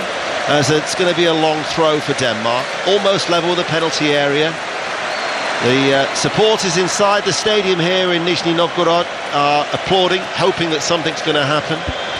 Knudsen is going to take it. It's going to be another long one that's going to be launched. Here he comes now, drops inside the penalty area, headed on by Kerr, flicked in, and then by Jorgensen, well off target for a goal. That's the quality problem, isn't it? You know, he's got the ball there, he's at an angle there, there is no shot on there. There is absolutely no shot on there. He's got two players between him and the goal. He's at an absolutely terrible angle. He's falling backwards off it. There's no shot on. Don't try it. You know, get the ball back into the danger area where you've got big men still up there and you might have another half a chance. And that's where they're kind of letting themselves down slightly, Denmark, because if they recycle that better with those balls into the box, that's where they'd have possibly got more chances. I don't know whether it's the bad Blue Boys contingent of the Croatia support away to our left-hand side, but their energy levels are high as they jump up and down with their Croatian red and white checkered shirts away to our left-hand side. Under 7 minutes of extra time are remaining. We're in the second period. It is still Croatia 1, Denmark 1, and the ball is played back to Subasic, who will clear it out of play on this near side for a Denmark throw. Which was absolutely dreadful. I mean, Five Live is so fair that I'm sure Five Live will try and get, I was going to say some chin stroker in, somebody who actually will go and try and tell you it's a great game. Modric forward ball, pierces the Denmark defence. Rebic goes around the goalkeeper, brought down, penalty surely. It's got to be a penalty. Penalty awarded. How can you protest that, Kasper Schmeichel? Rebic had gone round the goalkeeper. He was surely going to score. The fact that he actually made a challenge will mean he should be shown a yellow card. But that was a certain goal. And so when we were looking towards a penalty shootout, it will be a penalty to settle this game. It was a piercing ball by Modric. Rebic was away, and Jorgensen brings him down. It will go to VAR. They are checking the foul. No, it's got to be a penalty. You've got it right, Ian. It's got to be a penalty there, because I was just wondering if he got a toe to it, but he's got plenty of the player as well. I think the referee might be tempted to go over and look at it. Jorgensen shown the yellow card. If Denmark go through, he will miss. The Huddersfield Town defender will miss the quarter-final. However, they might not be going through because Croatia have been awarded a penalty. The VAR check is over. The penalty stands. Denmark continue to protest, but you can't protest because Rebic he'd gone round the goalkeeper. So it wasn't an obvious deliberate trip. He was definitely going for the ball, and he very, very nearly got the ball. His toe was inches away from it. We've got another angle here we're just about to see, and his toe is inches away. He doesn't get it. It's a penalty kick. The referee's got that one right, as has the VAR. Luka Modric is holding the ball under his arm, his right arm. He has scored 2 goals in this competition so far. Luka Modric places the ball down just when we thought it was going to a penalty shootout to decide who goes through to the quarter-finals. It will be settled by 1 penalty, maybe. 4.5 minutes of extra time remaining. Modric, hands on hips, against Kasper Schmeichel.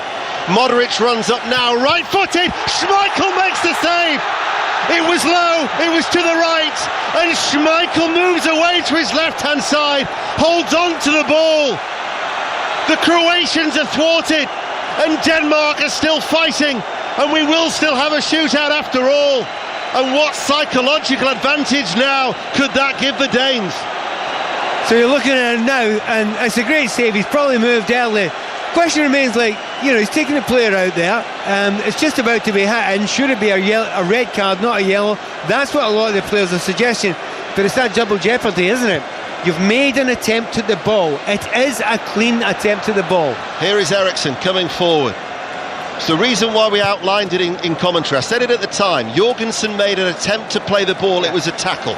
The rules have changed. Therefore, it was never going to be a red card. It was always a yellow for that very reason. The referee applied the letter of the law. Correctly. And oddly enough, what was interesting, 3 or 4 of the players were shouting, including Mandzukic at the side. He was saying, why is it not red? Why is it not red?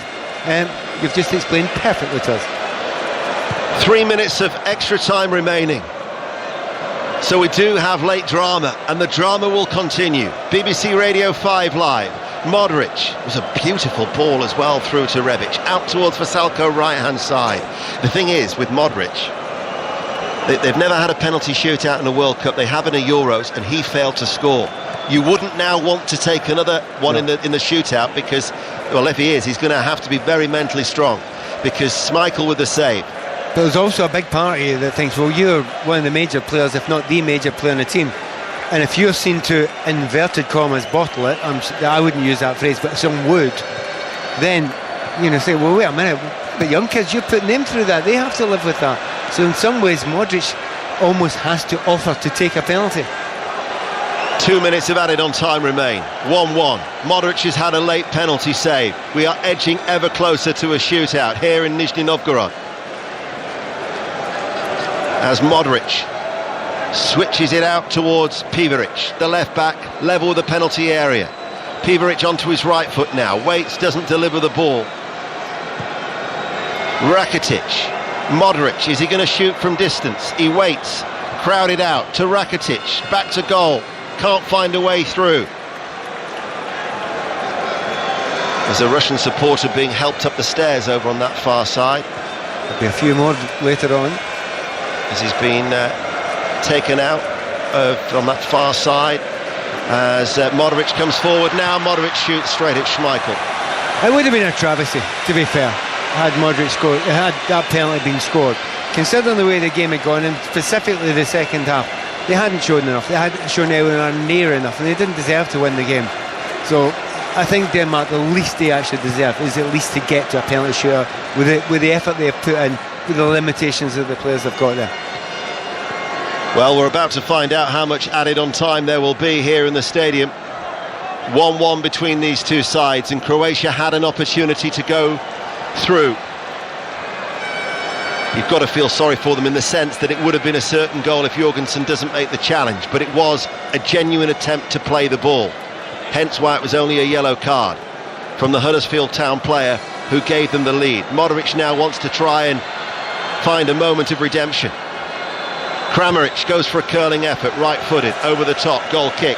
And Modric is now playing in the part of the pitch that you want to see him playing in. He's desperate to go and make up for that penalty miss, which could have put his country through there. But he spent most of the game, and hey, it's probably not his fault. He's told to play in this deeper lying central midfield role. But he's kind of been wasted in it today. He's absolutely been wasted in it today, because there hasn't been any danger in the position that he was playing in. He didn't need to cover that area. The Denmark supporters, that block of red, are celebrating in the top tier away to our right-hand side. We're into 1 additional minute of added time in extra time on BBC Radio 5 Live, where earlier Spain-Russia went to a shootout, the host nation knocking out Spain 4-3 in penalties, and we're going to have a successive shootout, it would seem, in this 2018 World Cup in Russia. Tomorrow, Brazil-Mexico at 3, Belgium-Japan at 7. But when I talked before about Modric missing that shootout against Turkey in the Euros in 2008, Rakitic also missed in that shootout. They lost 3-1 to Turkey in the quarter-final. This is to go through to the last 8, and it looks like a penalty shootout will determine who will play Russia in Sochi. Eriksson back behind to Krondelli. Nikolai Jorgensen now, right-hand side. Blonde-haired striker, down towards the corner flag. Does he go? No, he rolls it towards the penalty area. Schöner is behind him. One last chance for Denmark. Schöner with the cross, headed away by Vida. That's it. The extra time is over. Croatia 1, Denmark 1, and we will have a penalty shootout. Kelly Cates.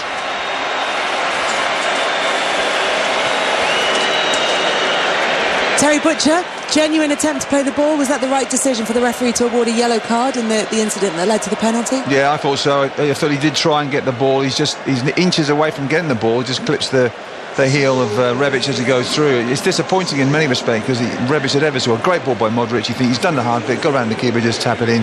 The defender gets across and Schmeichel makes the save. But I think it would have been, I think Pats is a travesty. I don't know about a travesty. The travesty was he didn't score from the chance. But you know, it was typical of the game that Schmeichel saved the penalty. Even now we have to go through penalties. But listen, it's the most excitement we'll have tonight, as Ian Dennis said.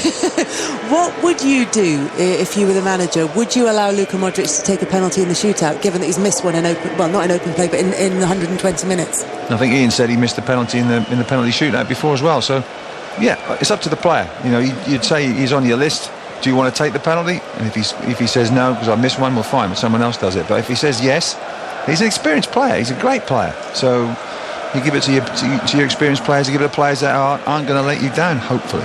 Is that the same if you've got your 5 penalty takers in your mind, and you've talked about it before, and 5 players say they're happy to take the penalty, but on the night they might just not feel right? Can you change your mind on the night, do you think? Yeah, you can do, yeah. Because if a player's unsure, you can see it in his eyes. You see his body language as well. If he's not right, you just say, look, you know, give you a straight answer, yes or no, and if they go, well, yeah, and then you know, like, get somebody else in. You want people to really want to take the penalties. You can be positive.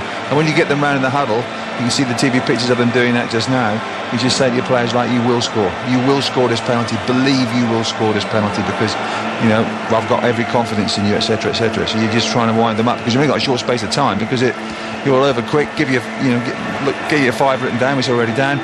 And it's straight away into it, so you haven't got much time. You've only taken 1 penalty, haven't you? Yeah, but I've been in charge of teams that have won penalty shootouts and lost penalty shootouts. Oh no, I didn't mean it like that. I just was leading you into telling the story about the penalty that you did take. Right. No, I just took one, scored one, retired. 100%. That'll do me. But tell me the story of the penalty though, because it wasn't a clean penalty necessarily, was it? Well, that was the worst penalty I've ever seen, but it went in. I was going to put it to the keeper's left, which is I'm left-footed, to hit it to my right, keeper's left. And as I've come to run up, I've just about to hit the ball, and I've seen the keeper move in that direction, so I've just bobbled it into the other corner. Whew, a sigh of relief, and I swore I'll never take another one.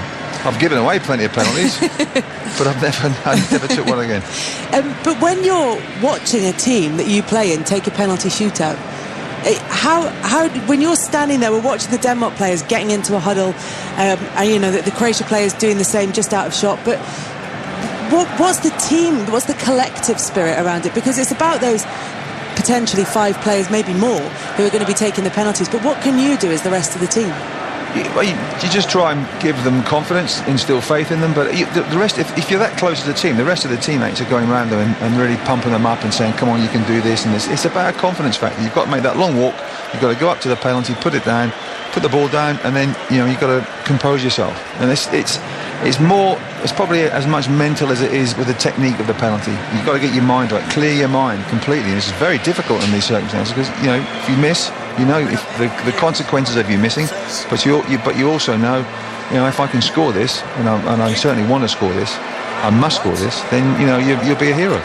They're just making the toss to decide which end they take the penalties at. In a situation like this, where there isn't a home or away end, does it really matter, or is it just one of those things that you want to have everything going your way, even if it's just winning the toss, when it doesn't really mean very much? Yeah, you do. I don't think it really matters. Goal's a goal, isn't it? It's 2 posts, a crossbar and a net. That's about it. So yeah, it doesn't matter where it is. Because you blank everything out. You just try and... There's a noise now. The Russians are still cheering their result. Everything else, your fans are there. It's a blur. You just concentrate on that ball, see the panels on the ball, the lovely decorations and all that sort of thing. Clear it from your mind and say, right, come on, this is going in the back of the net. And if everybody says, or if there's that cliche about penalties being a lottery, why do we see so many teams getting to the end of the game and thinking, I'll take my chances with them? Like I said, and I think I said before, it's it's honour in a way. If you lose on penalties, well, you haven't lost a football match. You've just lost on penalties, and it's okay if you're eliminated. But you put it down, and managers have it on their records as a drawn game on their records. It's not a loss because of penalties. But it isn't nice. It isn't. For those that are watching, particularly those that can't take a penalty, it's so frustrating. But you're all together. You see everybody together, hugging each other on the sidelines because they want their teammate to do well. Croatia's goalkeeper Subasic is making his way to the goal. It's a time where goalkeepers can make themselves heroes. It's the penalty shootout in Croatia against Denmark. Here's Pat Nevin and Ian Dennis. Well, the cheer in the background was because the end is where the Danish support, that strong block of red, is situated. That's where it's going to be. The end, the penalties are going to be taken from, and Denmark are going to go first. And it's Christian Eriksen who has wandered forward for Denmark, who've never been involved in a World Cup shootout. They've won one and lost one in European Championships. As Eriksen is up against Subasic, who waits, resting on his knees. The Argentinian referee seems happy. The goalkeeper now jumps up and down, rattles the crossbar. Eriksen waits in the white shirt of Denmark for the first penalty shootout. The first kick of this penalty shootout. Eriksen now runs up, right-footed, doesn't score. Subasic away to his right-hand side. Might have just clipped the post as well, but Eriksen has failed to register. In a way, if you're at this level, if you're taking a penalty kick, the keeper goes the right way, you must hit the side netting with pace, or else you won't score. That ball was still going for the side netting, and he still saved it. So that actually wasn't a terrible penalty. That was a brilliant save for me. Milan Bardelli, the substitute. The Fiorentina midfielder comes forward. Already found the back of the net when he started against Iceland. So Eriksen has missed. Striking the post. Kasper Schmeichel, star-like, waits, all in yellow. Bardelli comes up now. Saved by the legs of Kasper Schmeichel. He saved the penalty in extra time. He saved the first one now in the shootout. And both sides have missed their opening spot kick. Well, apart from 4 minutes at the start of this game a long time ago, we've had a lot of poor play. We've now watched 3 penalty kicks being missed as well. It's extraordinary. And a certain Mr. Schmeichel, and I don't mean Kasper, is in the front of all the cameras just now. He is loving it, seeing his son doing well. But that was a poor penalty, that one. That was a very poor penalty kick. Central defender Simon Kjær has come forward. Older listeners will remember Peter Schmeichel and his heroics at Euro 92, beating the Dutch.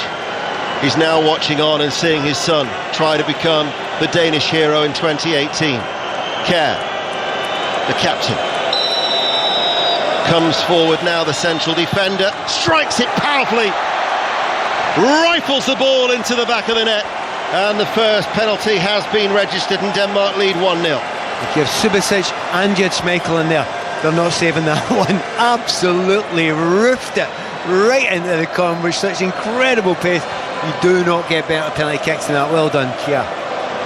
Kramaric now comes forward. Disappointing spell when he was at Leicester City. He's up against his former teammate. Only scored 5 goals in 20 appearances when he was at the King Power. These two will know each other well. Kramaric slowly walks back. Again, star-like, Kasper Schmeichel. And Kramaric rolls the ball into the back of the net. Kasper Schmeichel pleads, saying it was he stopped in the run-up. The Argentinian referee wags his finger.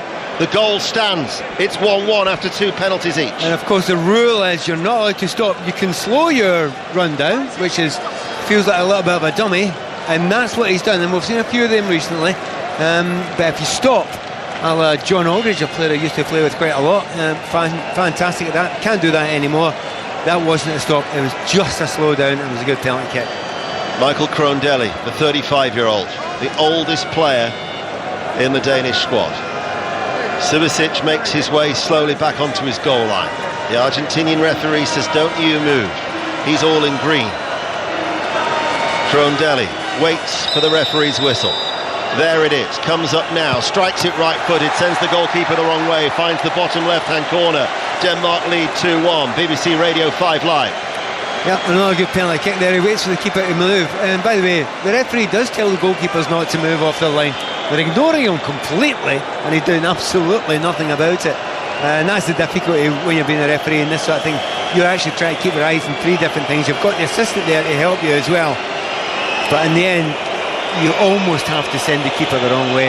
Now Luka Modric, he had an opportunity to win it late on in extra time.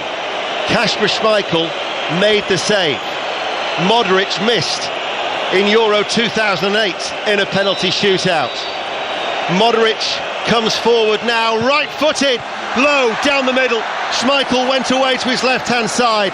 Modric, you certainly can't question his character, his bravery. He stepped up when it mattered, and he rolled it right down the middle. What incredible bravery.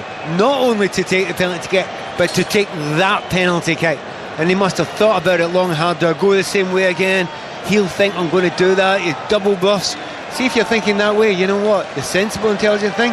Play down the middle. He did that. They both missed their opening kick. So after 3 penalties, it's 2-2 in the shootout between Croatia and Denmark. This is Shona who's come forward. It's again very precise, very slow, walk back after placing the ball down on the spot. Shona waits. Subasic makes the save. Subasic moving away to his right-hand side, and Shona misses, and Croatia might have an advantage now. I was actually shaking my head before he took it. He did not take a long enough run. He's taken 2 steps here and trying to get power on it. Keeper's about 2 yards off his goal, miles out of his goal there. And the referee's saying you're not allowed to move off your line. Well, that's a nonsense. He's miles out there. But that's the deal. Everyone knows that's what they do. And you almost have to wait for the keeper to move and put it the other side. Shame for Shona, he played well today. The player who's gone to retrieve the ball after it rebounded from the save from Subasic is the substitute left-back, Pivaric. Plays in Ukraine for Dynamo Kiev. He's 29 years of age. He's never registered a goal for his country. But this will be probably the biggest moment for him in his career, because he has the opportunity to give Croatia the advantage with the 4th kick for Croatia. Pivaric runs up now, strikes it left-footed. Kasper Schmeichel again comes to Denmark's rescue with a save away to his right-hand side. Schmeichel with his 2nd save. His 3rd if you include the one in extra time. And it is still 2-2 in the shootout. Exactly the same as the previous save. Schmeichel on this occasion, he's 1.5 yards, 2 yards off his line, makes the save, and the referee's letting it go now. The goalkeepers know that's going to happen now, and the strikers or the players that are taking the penalty kick have to get that in their heads now. You almost have to wait for the keeper to move now, because if you put it to the side he goes to, you ain't scoring tonight.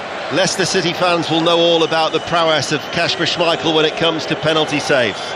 This is the 5th kick for Denmark. We're essentially already now into sudden death as Jorgensen comes forward and Subasic makes the save with his legs.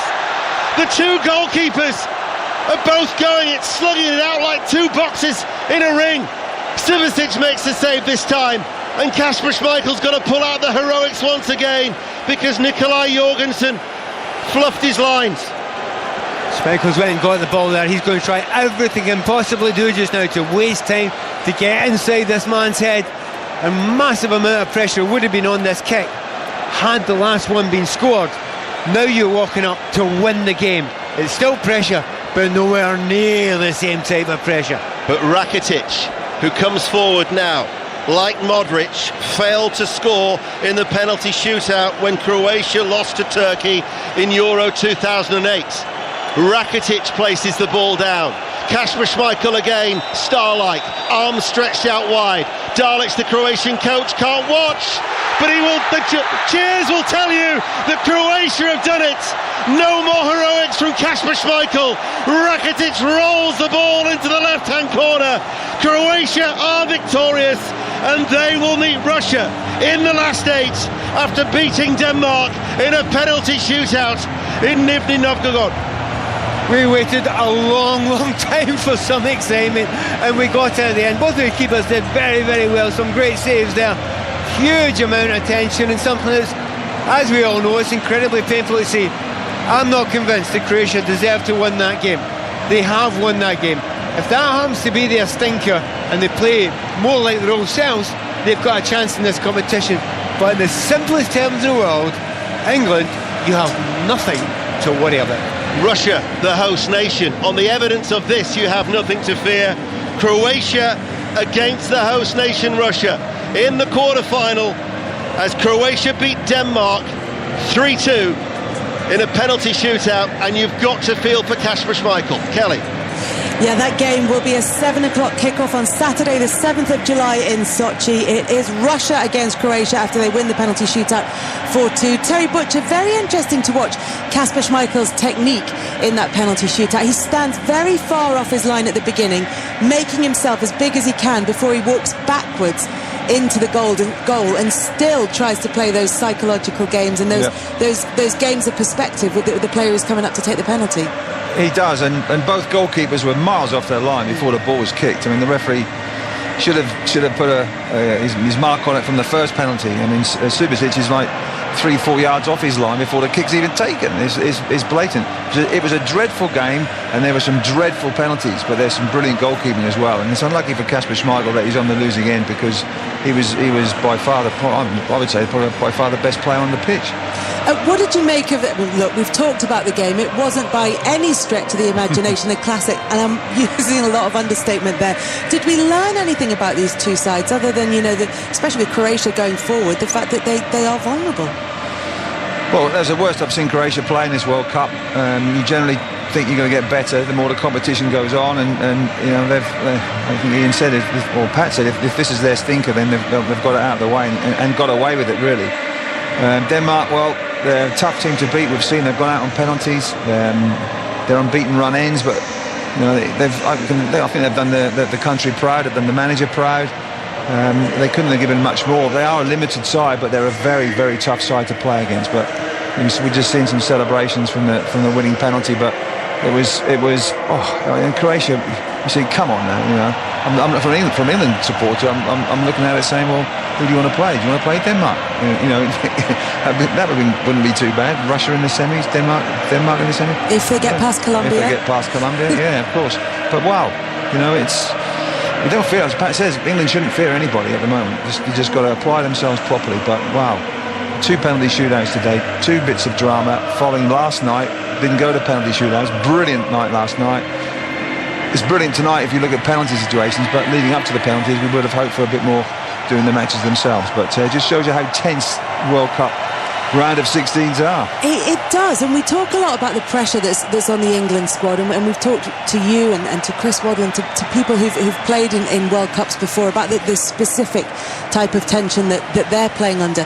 But when you see someone like Dejan Lovren, and this has been the World Cup of tears, these players have come out and you've seen them sobbing at the end of the matches, but Dejan Lovren welling up at the end of this match, and they're going through. It just shows the level that they're playing at and what it means. I mean, Croatia's quite a specific example because as a country and because as people they've had such a complicated journey, but you see the role of football in all of that, don't you? Yeah, and also with Croatia as well, they've got the memories of '98 as well, getting to the semi-finals in France.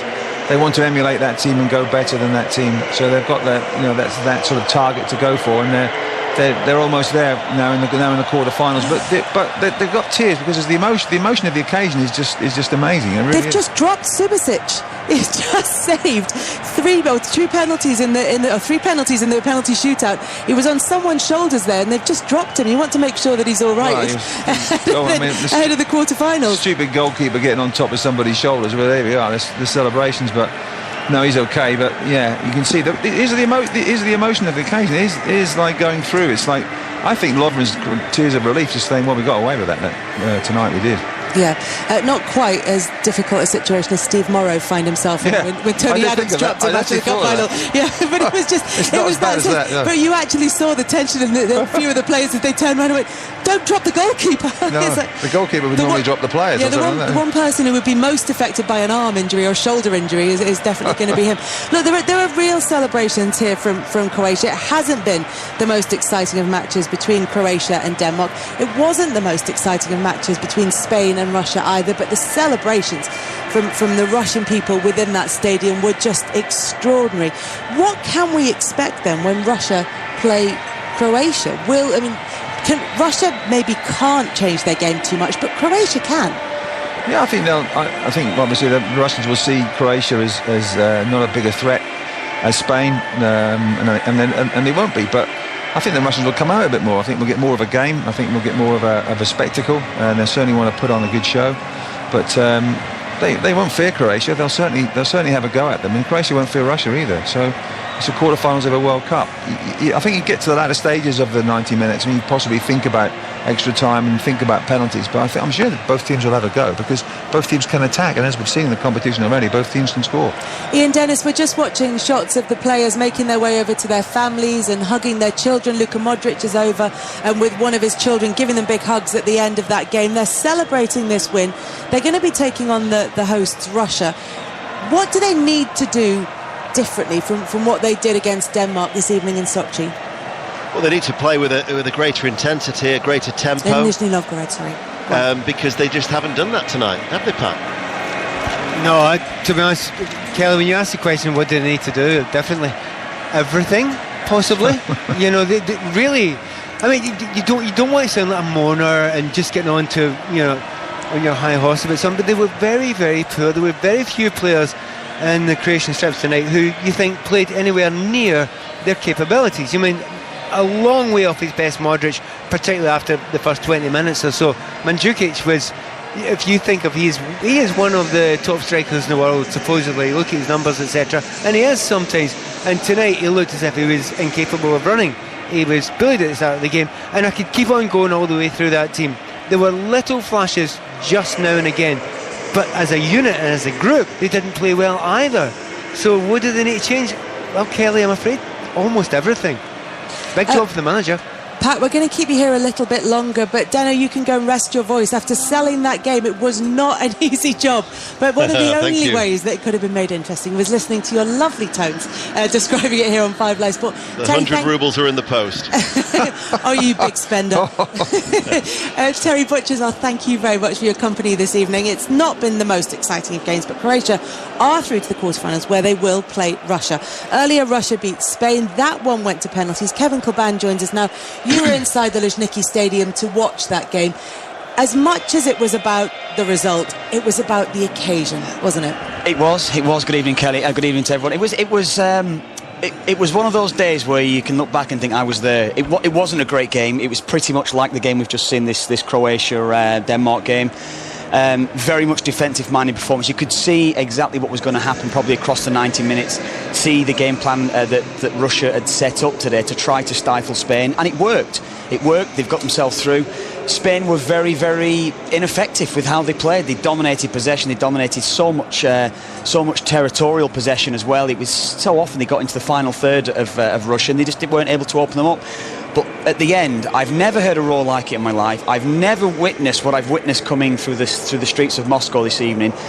This place is hopping here, and anyone who's wanting to venture out in this city tonight will have a great night, because it will be absolutely buzzing wherever you go. It was just an amazing occasion, and it was great to see a host nation do what they've done today. It wasn't a great performance, but what a result it was for them. Let's talk a bit about the game, though, and we'll come to Russia and the way that they play and the way that they will continue to play going through this competition.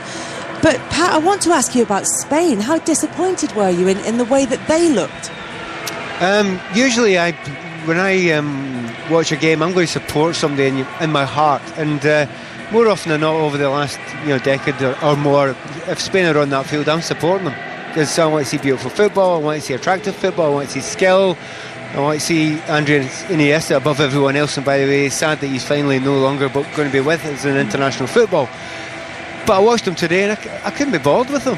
I was bored senseless with them. The nonsense of playing so many passes, meaningless passes inside their own half. And they look to me bordering on arrogant, as in, we don't need to try too hard here. We don't need to go and hurt ourselves in that last third. And they are fabulous players, but tonight, as the game was going on, I'm thinking, I hope Russia do it. I really do. I mean, they didn't play a lot of great football. They're very negative in their way. They had very little possessions. Was it 20? I think 20. The official World Cup coverage on SJ Radio. Another game that goes to penalties today. Croatia 1, Denmark 1, and then Croatia goes through to quarter-finals by beating Denmark 3-2 on penalties, and that's it for another day. We'll be back tomorrow from 3 o'clock with more World Cup actions. Ta-da, guys.